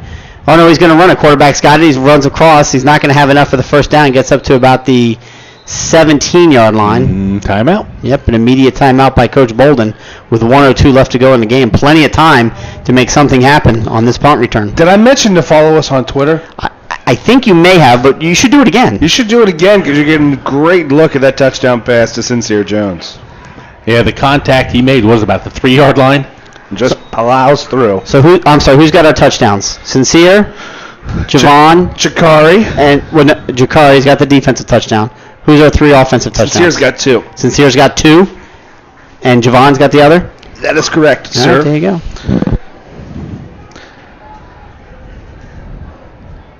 So here's the interesting point, right? They presumably, obviously they're going to go into halftime up at least 31-0, barring a interception return here for something. But do they come out in the second half and keep working the starters? Keep trying to continue to get the offense moving and clicking better, even though you've got this kind of a lead? You're probably going to see 1 or 2, probably 1 drives, if any. I would say 1 drive with Gunner with the starters, 1 drive with Smith Moore with the starters, and then Smith Moore without the second. So Hicks takes the punt. Take it away, Brian. At his own 50, looking for a block, contact made all the way down. That's about a 25-yard return. The ball's going to be spotted first down for the Colerain Cardinals at the 25-yard line. Yep, caught it about the 50. It was a line drive punt, no airtime on it whatsoever. So 50 seconds and no timeouts to work for the Colerain Cardinals. Plenty of time to go 25 yards. Clock does stop on a first down in high school football. And Colerain has shown the quick strike ability with their athletes on the outside. 1 play, they can get in the end zone. 25-yard line's a good area to throw a good fade. You wonder, though, when will come. Will it be this first play or maybe on second down, depending on the outcome? Well, in this defense, too, you're running man-to-man coverage. Safety's playing a little bit. You got 3-on-2 here on the left side. Maybe a quick little pop pass. Snap back to Gunner. He looks to pass, surveys the field, throws it to a wide-open receiver, makes one man miss and runs it into the end zone. Deontay Smith-Moore. Thank you. They went for some reason. Were they waiting on that? Did he drop the ball before he went into the end zone? He goes into the end zone. He makes contact about 2 yards deep and drops the ball on contact. But he's already 2 steps into the end zone. Okay. Yeah, but they didn't throw their hands up for the touchdown right away. These referees really hasn't thrown their hands up. Not a lot of energy or effort from the referees tonight. Yeah. Okay. Fair enough. Let's save our comments for off air about that. Yeah. But to your point, touchdown Cardinals. DSM now getting in on it, brings it into the end zone. 1 pass complete, and an extra point pending. Oh wow, good. Nice one, really nice one. And we'll set up the play here. We talked about you go deep up top to Javon Hicks, and that's exactly what Middletown expected. Javon Hicks runs a post, draws all of the defense. Deontay Smith-Moore out of that running back position, out of the shotgun, just slips out on a wheel route, and this time on the wheel route, Gunner hits him in stride. Gets to about the 2-yard line before any Middletown Middy is near him, and then he just plows his way into the end zone. So, at the 42-second mark, 38-0. I'll tell you, you always look for something behind the scenes, a guy doing his job. And I've seen on our extra points and field goal today, the snap hasn't been perfect. Great job so far, Nick Martini. Doing a good job. He's kind of had a high snap, 1 snap behind. That snap was very good right there. But there's 3 guys doing the special teams, and they're doing their job tonight. So good job. You realize by by giving a compliment to the holder, he's kind of going after he's kind of criticizing the long snapper. Yeah. Well, they have all been good, so they hadn't been. You don't have to do it pretty as long as the job gets done. That's exactly right. So 42 seconds left to go here in the opening half. Colerain has now opened up a 38-0 lead, and this is a little bit more indicative, but you really nailed it, Brandon, what you said before about special teams. I know I was right. You didn't need to tell everyone. Everyone knows I'm the one. Genius. He's the smart one. Ball's lined up at the 40. It's a line drive kick headed towards the corner, and it goes out of bounds. So second procedural penalty against Mangold on the night. In this case, I'm not upset with that at all because it stops the clock. Because if they don't have a great field goal kicker, you don't give them a chance to return it, and you just say, yeah, we'll take you at the 35-yard line. You only got 40 seconds. Yeah, I don't think he was trying to kick it out of bounds, but I appreciate your spin on it. Yeah. I mean, it's I understand what you're saying, but Middletown now gets it at the 35-yard line. You're just not buying what I'm selling? Not buying what you're selling. I appreciate the effort. It's a nice pitch, well prepared, well presented, just not buying it. Now you're just being condescending, Chris. Yes, he is. Is it warm in here or is it me? It's just you. Okay. It's actually going to see if they could turn the ACs up. I'm lying. I didn't really care. So Middletown is still going out of the shotgun. The interesting thing is that this particular press box at Middletown was built, I'm guessing, in 1918. Probably when the stadium opened. And it used to be an old submarine. None of these are true. There's a handoff to the fullback on a sweep. He's got it. He's up to the 40. He's got some room. That's number 5 again. Takes it out into Colerain territory down to the 49-yard line. I did that for you, Brendan. He's trying to play like he didn't say that on purpose. I did it. He didn't say it on purpose. Totally didn't. Yeah, just a simple read option. He put the ball in and what he did well there, the quarterback, is held that in that mesh as long as it can take. Colerain overcommitted to the middle. A good decision. Shotgun good run by DeAndre Cooper. Shotgun is back. Fakes the handoff. Throws it over the middle. Good hand-on ball by number 4. Deflected pass. Dan Bolden. That ball was headed for a seam route, and he might have got himself some yards on that one. Oh, that was one of those where Dan Bolden tipped it, but that was either picked off or by a Ivan Pace or a big gain for Blake Marshall. Dan Bolden knocks it down, and we'll get nothing either way. So it's 24 seconds left now, second down and 10, and the Colerain 49-yard line. Snap is back. It's a high snap. Hand right over. Ball is loose and on the ground. It's picked up by number 9. He's going to run. He's about 8 yards behind the line of scrimmage. In pursuit is Jakari Patterson. Wow, Jakari Patterson's got closing speed, fellas. I'm here to tell you. Yeah, he's pretty good, that guy. Quarterback's helmet pops out. He's going to have to come out of play. I don't know if they have to run a play because that clock could be running. But yes, straight in line. I didn't see the truck that made that stop there, but the running back going up the middle got hit, and the ball shoots out 15, 20 yards past. Backwards. Backwards. It looked like a long snap. It was coming back so quickly. Well, with the starting quarterback now coming out because, again, he lost his helmet. He's okay. Did I mention to follow us on Twitter? Because you get another good look at a touchdown pass. Luckily they're running that same play to that right corner where Jason's standing. Jason, just camp out down there. You're doing a great job. So with 11 seconds left in the quarter, Middletown obviously did not want to run another play with their quarterback coming out. So we've reached halftime here in Middletown at Barnett Stadium, where your Colerain Cardinals lead Middletown Middies 38-0. We're going radio silent, and we'll be back with scores and stats, hopefully, with about 5 minutes left to go in halftime. Thanks for tuning in.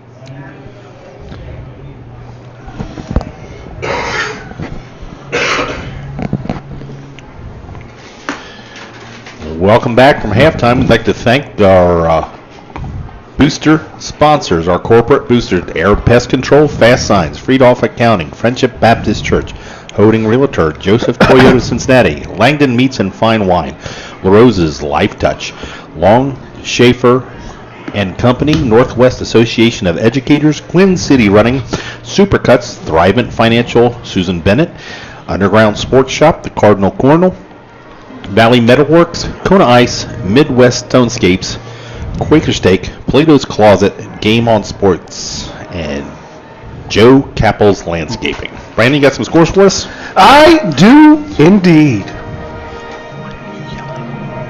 Oh, would you like me to share that? Yes, you read them out loud for our viewing audience.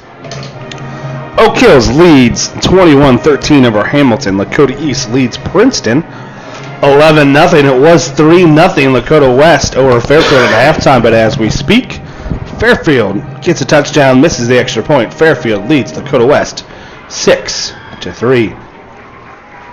Sycamore leads Mason 14-0, and Sycamore is driving.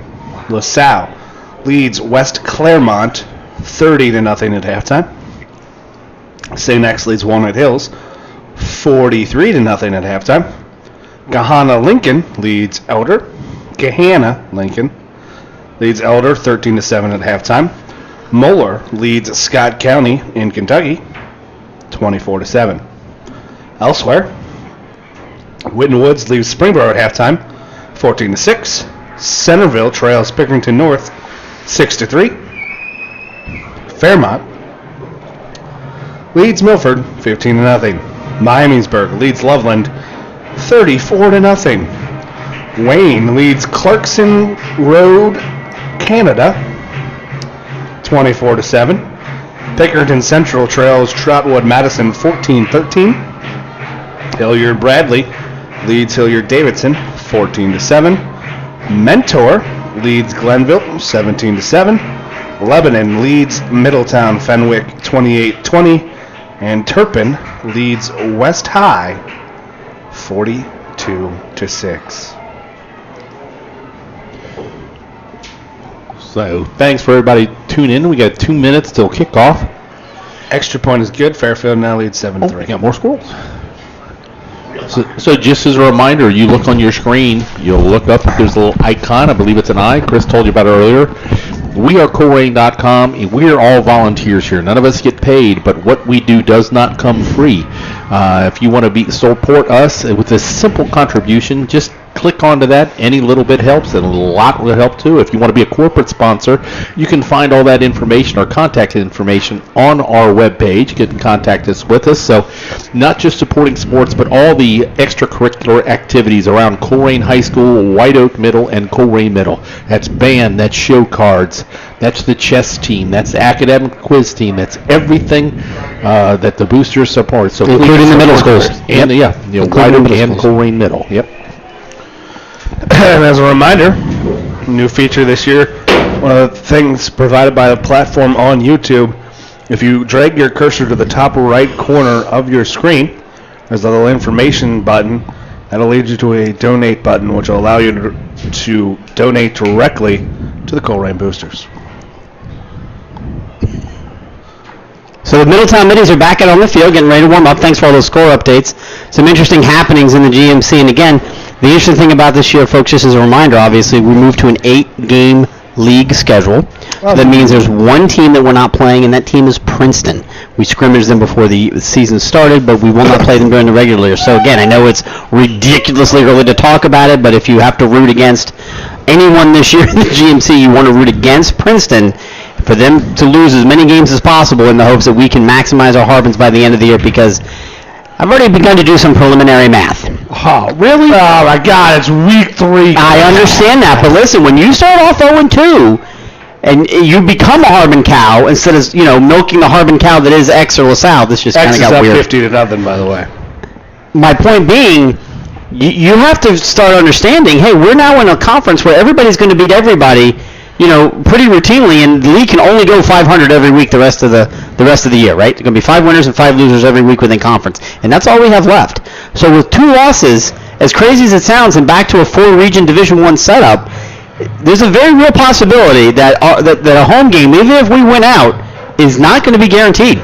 So we could be on the road in Week 11. And I know, we all know, of course, Coach Bolden doesn't care, right? Anybody, anywhere, anytime. It doesn't make a difference. But, it matters because... We're not even done with Week 3 yet. Yeah, I'm just saying. Well, let me take the Coach Bolden role right here. Not that I could fill his shoes or his visor. I think he wears a size 9.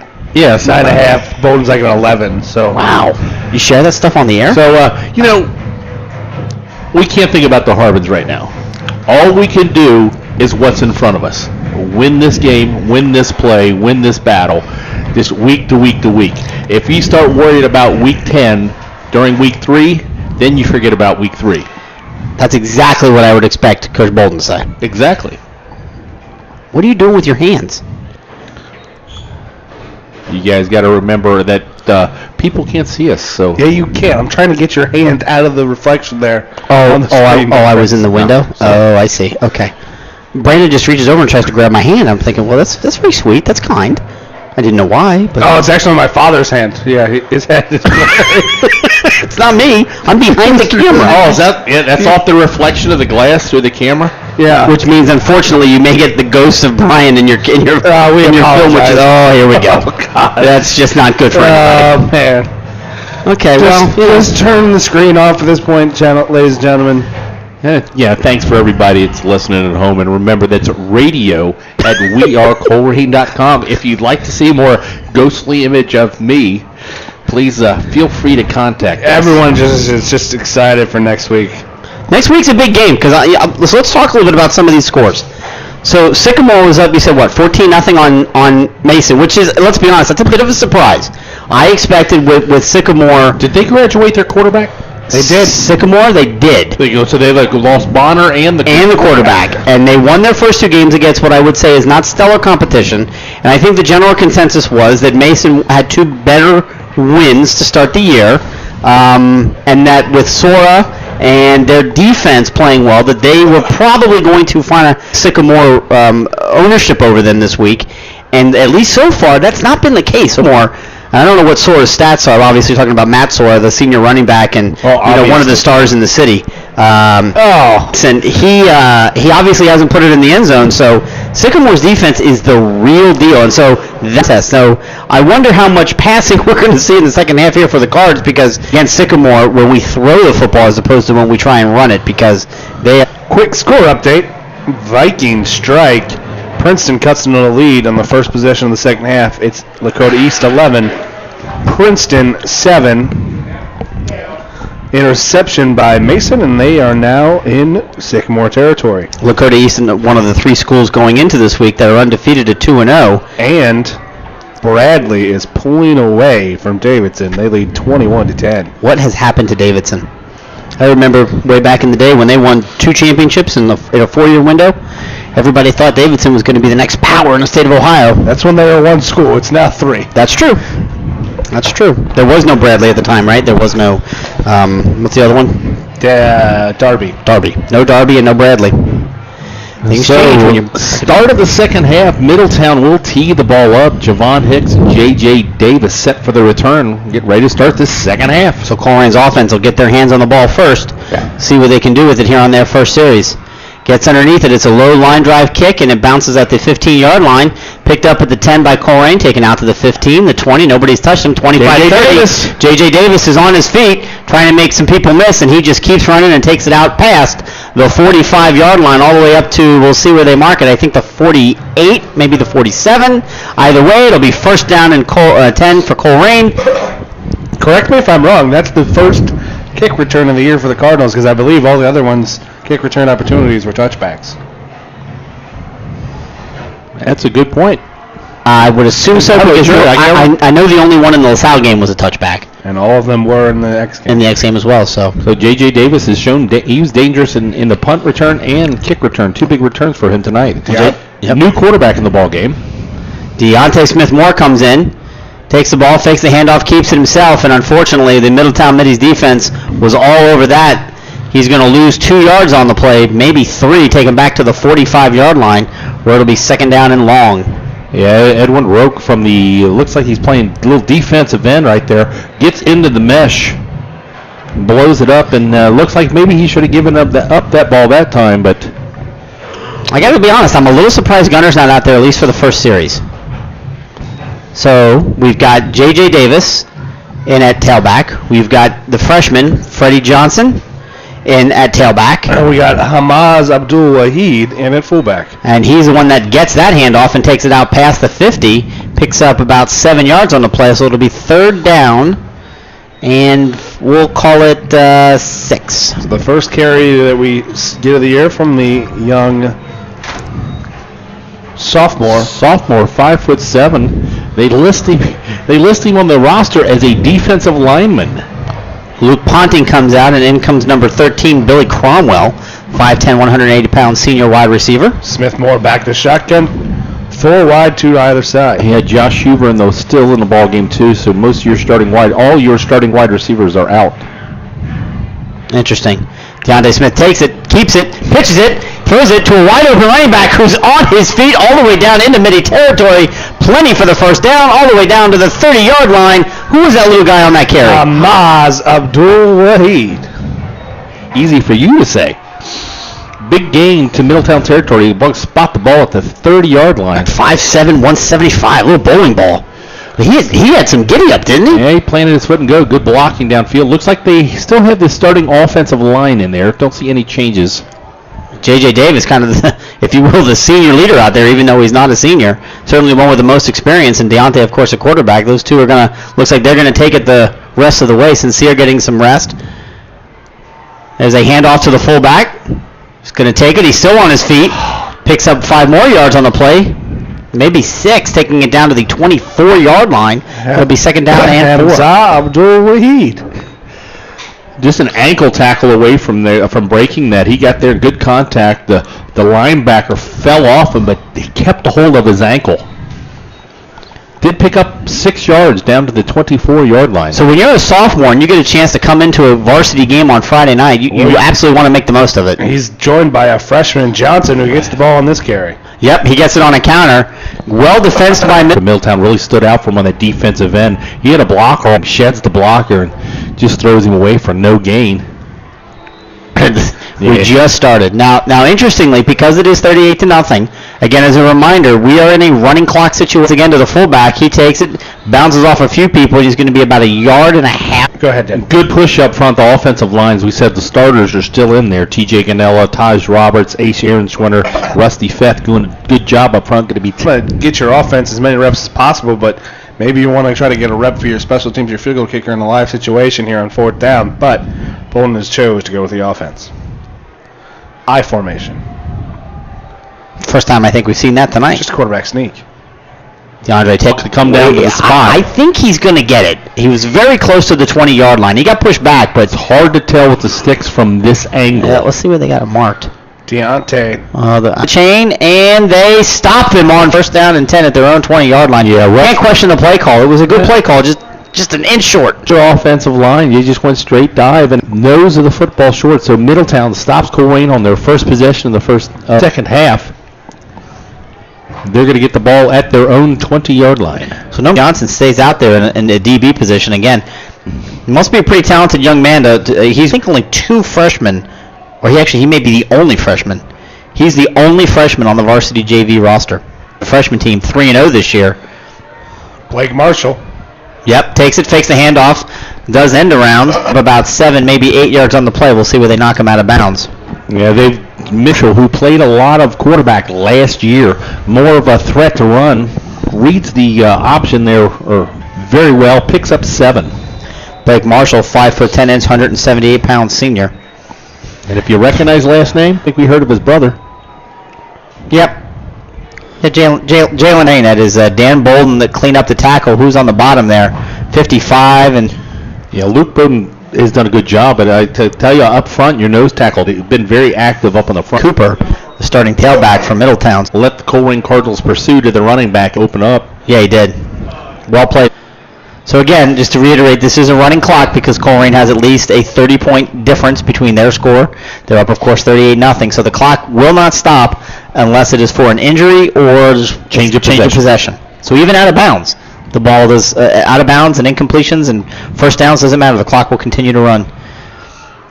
Marshall's got it, fakes the handoff, keeps himself running around trying to find him in the backfield. Yeah, you got to call that a block in the back or give the offensive lineman a tackle on that play. When the entire sidelines for the Colerain Cardinals throws their hands in the air and waves them around like they just don't care. It was not a coordinated dance. When my bifocaled eyes can see it from this side, this far away. Well, you see a lot of things and make them up and say it was a holding. Or not a holding. But there can be holding called on every play. There'd be holding called on every play. Jeez, oh Pete. Mason had first and goal. What happened? Then they had a false start and a personal foul, and it's now on the 42-yard line. I want to get back to that comment earlier. I talked about the freshmen. They are 3-0 this year. The freshmen have beaten LaSalle, and then this week they beat Northwest. I don't know why they didn't play Middletown. Middletown probably doesn't have a freshman. That's exactly right. That's a good answer, actually. There's another screen ball. Ball's on the ground. Colerain falls on top of it at the 20-yard line, and they will take over first down and 10 for the Cardinals. And Cooper came out hurt in the first carry for Shakiez Thomas, and he just bobbled it, lost control, and Dan Bolden jumps on. Dan Bolden's shaking his head as he walks off. He's trying to scoop and score. Got the ball, couldn't keep his feet. He probably walks into the end zone there. I don't know that Dan's walking a whole lot of places. He's a big boy. Update, end of the third quarter. Northwest, speaking of which, are in district neighbors. Lead Withrow 26-7. So we do have wholesale substitutions. Go get him, Brian. Read me some numbers. 19. In at the quarterback, Lawson Sandusky, sophomore. So Lawson Sandusky takes it, fakes the handoff, keeps himself, and he's immediately tackled. The ball's on the ground, and Middletown picks it up, and they're running, and they take it out past the 35-yard line, and they put it on the ground. I think he fell on top of it, though. So Middletown gets the ball right back on the first snap from center to Lawson Sandusky. Yeah, the sophomore punter, third-string quarterback in there with the entire third string. Gets in the mesh, and the defender makes a good job and kind of makes contact, strips the ball loose. Middletown with the turnover, going to get the ball at their own 38-yard line. Certainly not the way you want to start off your varsity career if you're young Mr. Sandusky, but on the bright side, you do have a 38-0 lead, and the offense did come back and tackle that runner. So interesting one to keep the shutout. How many subs that they're going to put in, and it looks like they're going to put in a bunch.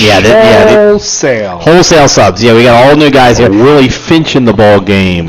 Timeout Cardinals just to make sure they got enough. Yep. Mason Hill. 1, 2, 3, 4, 5, 6, 7, 8, 9. They had 9 guys on the field, maybe 10. But yeah, they were a little short there. So good timeout. Javante Turnage playing for the Golden obviously Cardinals. With a 38-0 lead, Coach Bolden, again, with kind of a thinner roster maybe than what he's used to working with in prior years, doesn't want to take any chance. He's pulled all the guys that, all the varsity guys that are going to start any game, J.J. Davis, Sincere Jones. They're all out, and they're going to take the second half to rest and put it on the shoulders of the backups. Well, it's good experience for these guys who might be playing next year, or even there's a few seniors that really don't get any playing time. They're there in practice every day, making the starters better, making some of the younger guys better than them, but still stick within the team. So, a few seniors out there that don't get a lot of playing time, and a lot of young men. Would you say it was number 24, this guy back here at safety? 24 is Javante Turnage, one of your seniors I was talking about. All right, so there's a sweep, handoff. Good deep Cardinals miss, but there was some right there to clean it up. Yeah, Rico Hambrick on the tackle. That's how and the quarterback keeps it. He makes one man miss in the backfield. He takes it out to the 45, does Marshall, and running the ball, unless you're planning on going for it on the fourth down. Well, they clearly are trailing 38-0. You have a running clock. There's no reason they wouldn't go for it. It is also your punter. Jalen Marshall plays for the New York Jets. If Jalen Marshall shows up to punt, we got a problem. Blake Marshall's all punt team out, but the offensive players refuse to leave the field to do that. Well, so, Marshall's playing the quarterback and punter, and when the punting team knew it was coming on, he's like, nope, yeah, you're right. So timeout for Middletown, as you can see by the black and white graphic on their scoreboard. Nice. Quick score update. Oh. Moeller leads Scott County at halftime 24-14.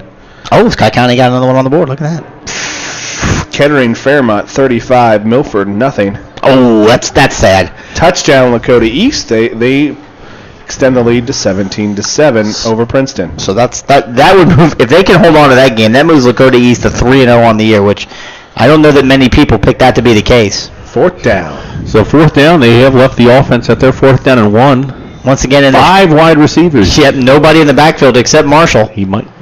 Marshall. 15 in motion. Takes the handoff. He keeps it himself, does. Marshall, he gets it. He takes it all the way out to the 49-yard line. But they might call him down by contact. Yeah, I think A couple Colerain players celebrating, but yeah, the ball came loose after he was already down. Yeah, there was a good play, 35 from Colerain. That was Willie Finch. Had him in the backfield, but a great athlete. Made the man miss, picks up the first down, ball at their own 49. Yeah, you've got a lot of JV and backup starters out there on defense, and you've got a returning senior quarterback / punter. He's going to have a little bit more experience than these guys playing defense for the Cards. So first down and 10 for the Middies. Ball on the 49-yard line. Minute 28 left to go here in the third quarter. There's a handoff once again to 15, and he's got some room to run, but he is immediately taken down by number 25, who grabs him and pulls him right down after about a 5-yard gain. Michael Brock, senior.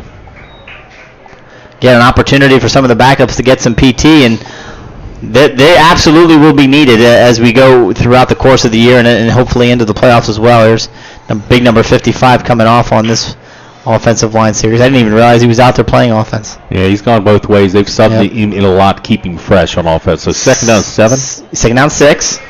There's the fake handoff again. Marshall takes it, and he looks to try and get some room, and he does, and he gets cut down. The defense holds them for no gain. It'll be third down and 6. Mason Hill, the junior, doesn't make the tackle, but makes Marshall step back in the pursuit of the Colerain defense. Gets him there. Great play by the junior. 50 made the final tackle. So we'll see here what they do. Rico Hambrick also in the ballgame for the Colerain Cardinals. Sam Teetsort. There's 2 to come back to get the pass. He's got it, but again, 24 there you go. Just tracks him right down. The minute 2 came back to the ball, I think he realized that ball was going to be passed right there, and he was taken down for no gain. So it's going to be 4th and 6 now. Great defense by the backups. Yeah, Javante Turnage, senior, reads that little bubble screen. They completed that for one of their longest plays earlier in the game. They'll bring up a 4th down, and Middletown's going to call another timeout? Nope. It's the end of the third quarter. Is it the end of the third quarter? It's the end of the third quarter. I can't see the clock from here. Exactly. Well, that's what the running clock will do for you. We're going to move along very quickly here. And again, we can't thank all of our listeners enough. And one more time, Brian, why don't you go through our sponsors who, again, if you want to join the boosters, you can always send your information or any questions you may have to info@ColerainBoosters.com. And if you'd like to join, certainly, if you're a business owner or know one, same email address, info@ColerainBoosters.com. Air Pest Control, Fast Signs, Friedhoff Accounting, Friendship Baptist Church, Holding Realtors, Joseph Toyota Cincinnati, Langdon Meats and Fine Wine, La Rose's, Life Touch, Long Schaefer and Company, Northwest Association of Educators, Queen City Running, Supercuts, Thrivent Financial, Susan Bennett, Underground Sports, The Cardinal Corner, Valley Metalworks, Kona Ice, Midwest Stonescapes, Quaker Steak, Plato's Closet, Game On Sports, and Joe Cappell's Landscaping. You hear all those businesses. Those are people in the Colerain community supporting Colerain High School, the Colerain Boosters, White Oak Middle, Colerain Middle. Please patronize their businesses when you need those products and services. 4th and 6. Snap is back to Marshall. He looks to pass. He throws it deep down the field and is caught by number 15. And in a trio of Cardinals, he's on his feet and he's trying to get all the way inside. He does to about the 9-yard line. Biggest pass and catch for the night. It'll be first down for the Middies. I thought they were punting. They decided not to. Josh Bryant just finds a little seam. Marshall has plenty of time to throw it. Just found a little soft spot between the linebacker and the defensive back. It takes him down inside the Colerain 10. He's a first and goal at the 9. That kid's a freshman. He's got some speed. 5'8", 160-pound freshman does Bryant. First down and goal at the 9-yard line. Marshall fakes the handoff, keeps himself, runs around left end, tries to find some room, and he's going to get into the end zone. Touchdown, Middies. But there is a flag on the field. On the field. Oh, that's not good. It's in the area of holding. And where is the area of holding, by the way? Where it had between the tackles. Between the tackles. Anywhere between. Anywhere somebody is blocking somebody incorrectly. So take that 6 points off the board and tack on a 10-yard penalty. Couple score updates. End of 3 quarters. Mason still trails Sycamore 14-0. Elder now leads Gahanna Lincoln 20-13. Northmont leads Tippecanoe 44-6. That's right up there with your Bradley Davidson score in terms of relevance. And First down and goal from the 18. Yep, Marshall drops back, looks the pass, he throws it, called once again by the freshman, number 15, lowers his head and takes it down to about the 7-yard line. So it'll be 3rd down and goal from the 7. Obviously 4-down territory here for the Middies. Yeah, soft zone. Colerain playing a little bit deep, lets him catch the ball. Josh Bryan, as you said, a freshman showing up here on varsity. Impressive. In the shotgun, once again, 5 wide. Marshall drops back, looks at the pass, throws it across the middle, and it is incomplete, almost picked off. Didn't show who. Let me see if I can get that 28. number. Tanner Riel, your starting defensive tackle, dropping back to linebacker here with the second team nearly in the interception on the slant. Yeah, slant post right there, and it was, inches That kid's away a from defensive interception. tackle. He's our starting defensive tackle. Not according to what, too deep, but okay. Maybe he started tonight. Snap is back. Marshall looks once again, throws, caught, and the defense stands up the receiver, but he spins and gets into the end zone. Touchdown, Middies. So on that play, the defense was there. They made the tackle, but kudos to the receiver. Never quit and spun himself into the end zone for the first Middy points of the night with 9:35 left to go in the game. Clock should still be running, but for some reason it's stopped. Might stop after a score there, Brandon. I'm not really sure about that one. But you're seeing a lot of guys here from the backups that we'll see tomorrow morning at Colerain. Yep, JV absolutely. playing. If you guys don't have anything to do tomorrow morning, I believe the JV starts at 10 o'clock. 10 a.m. Yep. So come on and support these guys that support your varsity. Let's go see if we can fill the cage here tomorrow, Saturday morning, 10 o'clock. Timeout Middletown. They forgot the kicking tee. You have kidding. one job. Not kidding. They called timeout because he forgot the kicking tee. Another score update. Pickerington Central 12, Centerville 10. Pickerington's Central. Did I say Pickerington Central? Pickerington North. North 12. is up on 10. Centerville. Pickerington North also is a pretty decent team. Pickerington Central trails Trotwood 22-13. Wow. That's a little surprising. I'm not going to lie to you. Little surprising. All right, so 9:35 left to go. The extra point now is pending. Samil Calhoun, your kicker. Let's see what she can do. Snap is back, hold is down, kick is up, it looks good, and it is good. So number 10 for the Middies, Samil puts it through. Did you say she? She did. She put it right through. The sophomore listed at 5'3". Don't ask. Did you see his roster? I did see the It rest. doesn't have a weight there. It's just XXX. So that's pretty funny. But how about that? Samil Calhoun, the sophomore, female kicker, gets a varsity score with an extra point. I don't care what her weight is. She looked awful good on that kick. Puts it through the uprights. And with 9:35 left to go in the game, and by the way, the clock never moved. It's 38-7, Colerain over Middletown. Was the clock supposed to move at some point? Yeah, I think it was 9:36. So that play took a second, I believe. Quick score update. 1 yard plunge, and it's Sycamore 21. Mason nothing. Wow. Hamilton with a touchdown and a 2-point conversion at the end of 3 quarters. Oak Hills 21.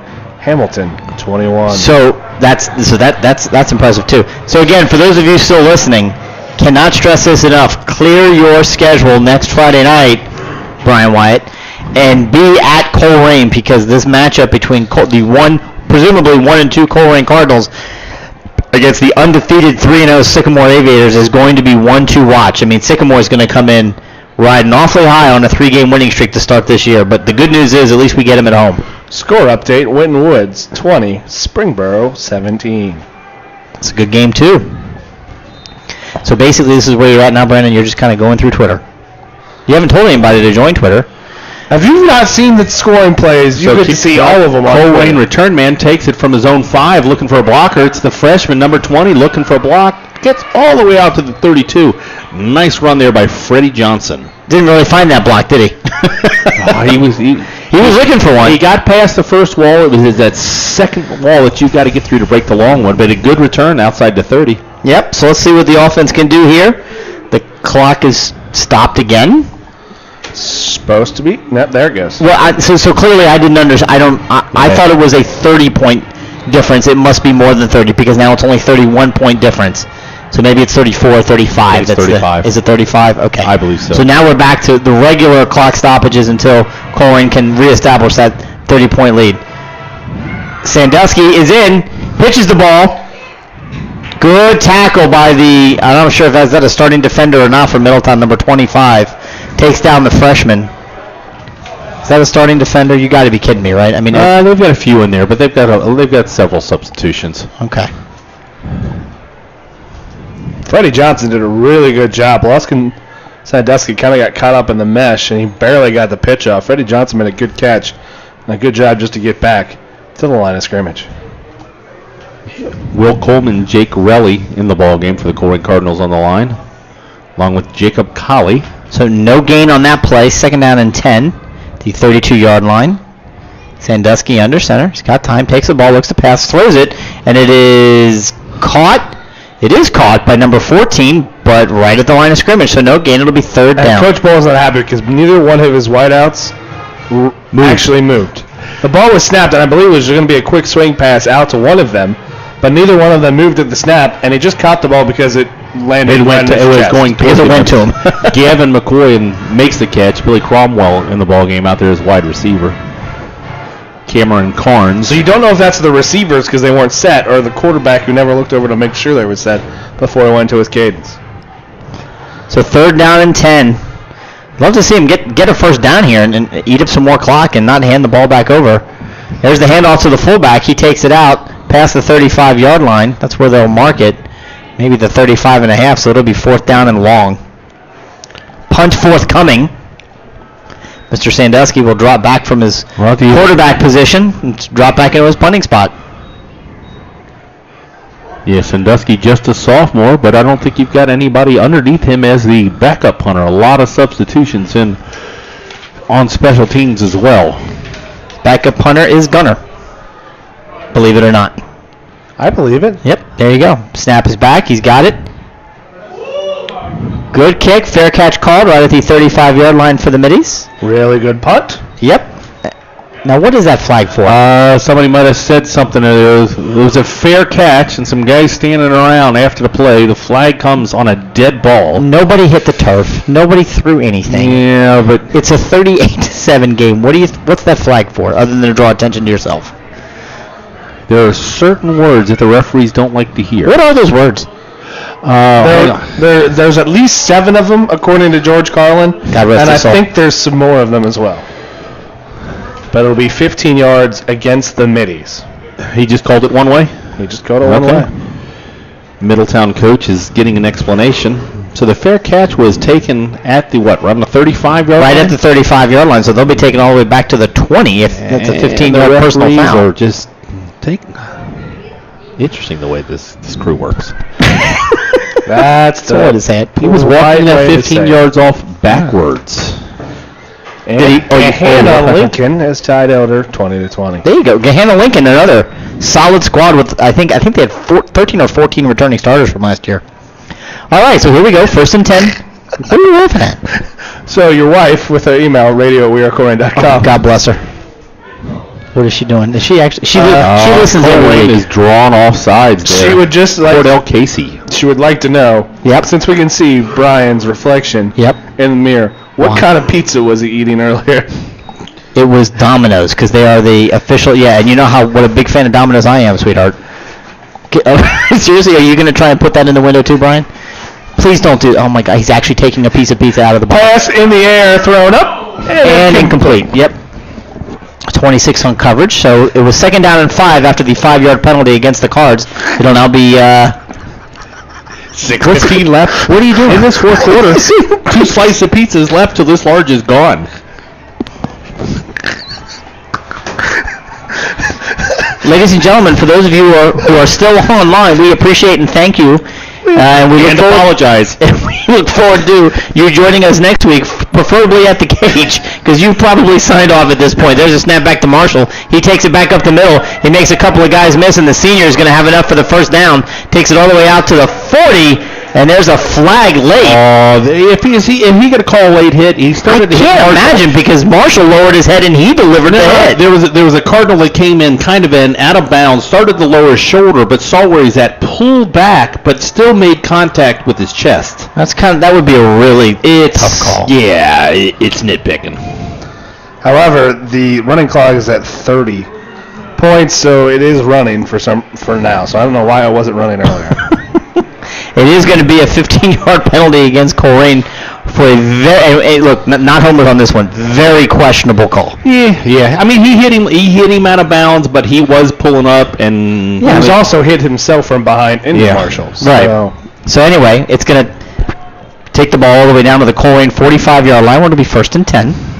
Snap is back to Marshall. He hands it off to number 15 on the jet sweep, who gets it out past the 40, all the way down to the 39-yard line.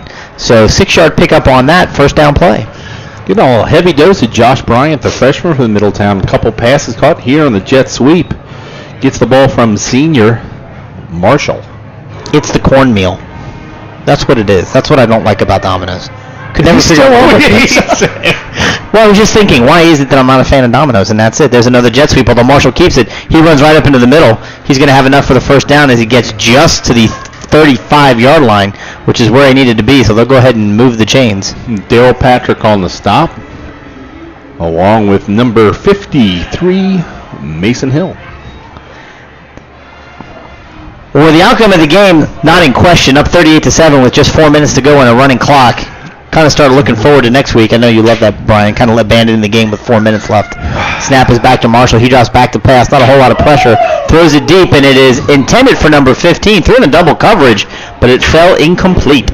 Really, Chris abandoned it now? He was eating pizza in the reflection on the mirror just because your wife said something. Fair point. So we've got a message. Did you finish those 2 pieces? We've got a message Did here you finish from someone watching at home. Jennifer McClure says, please back away from the pizza. Well, that's tough to do. Can you adjust this camera at all? Now with the way it is just full. Now I know they can see. Is it as full on his face? Now we can just see his face. Well, I mean, I can turn it off, but I mean, you kind of want to see the final, right? Just zoom in. Lots of movement up front. Nothing called. Jalen Marshall keeps the ball on the read option. Takes it outside. Jalen Marshall is in New York. You're right. You're right. You're right. I'm stuck on that one. Go back to eating pizza. All right. He told me to. Is that better? Yeah. That's as good as he's still eating pizza on there. We gotta just change the angle so he doesn't get a reflection of his face. Well, it's the last 3 minutes of the game. You think I could just put it on the game? I mean, OSHA's not going to get upset about that, right? You still... yeah, I'm going to have to do it. I'm sorry. There's a holding penalty. My apologies to Tim Street, but I'm just going to have to do this because there's a holding call against against Middletown. We got Jalen Marshall on the field. Now we're playing Mason.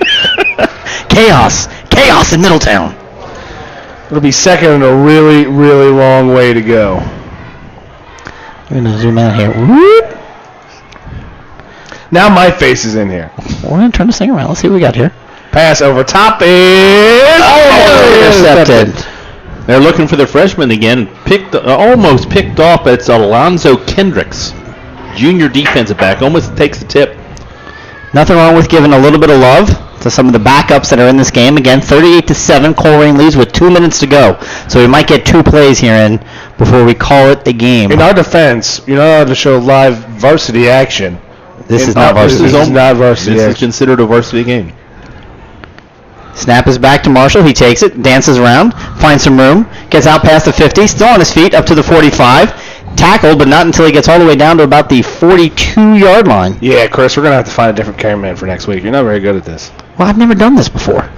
Javante Turnage on the stop for the Colerain Cardinals. Chris, what is the time? We have no ability to see the time from our vantage point. It's 1 minute and 24 seconds left. That's why we're here. That's our job, to tell the story. We can't. I'm saying we. Oh, so I got to be the. So basically, you guys have checked out. Oh my God! I got to be the camera guy and the scoreboard Just call it a play. All I can see is the time clock, or the play clock from where I'm standing. Marshall's back, looking to pass, got plenty of time, throws it deep down the field, and it is knocked down incomplete. Incomplete.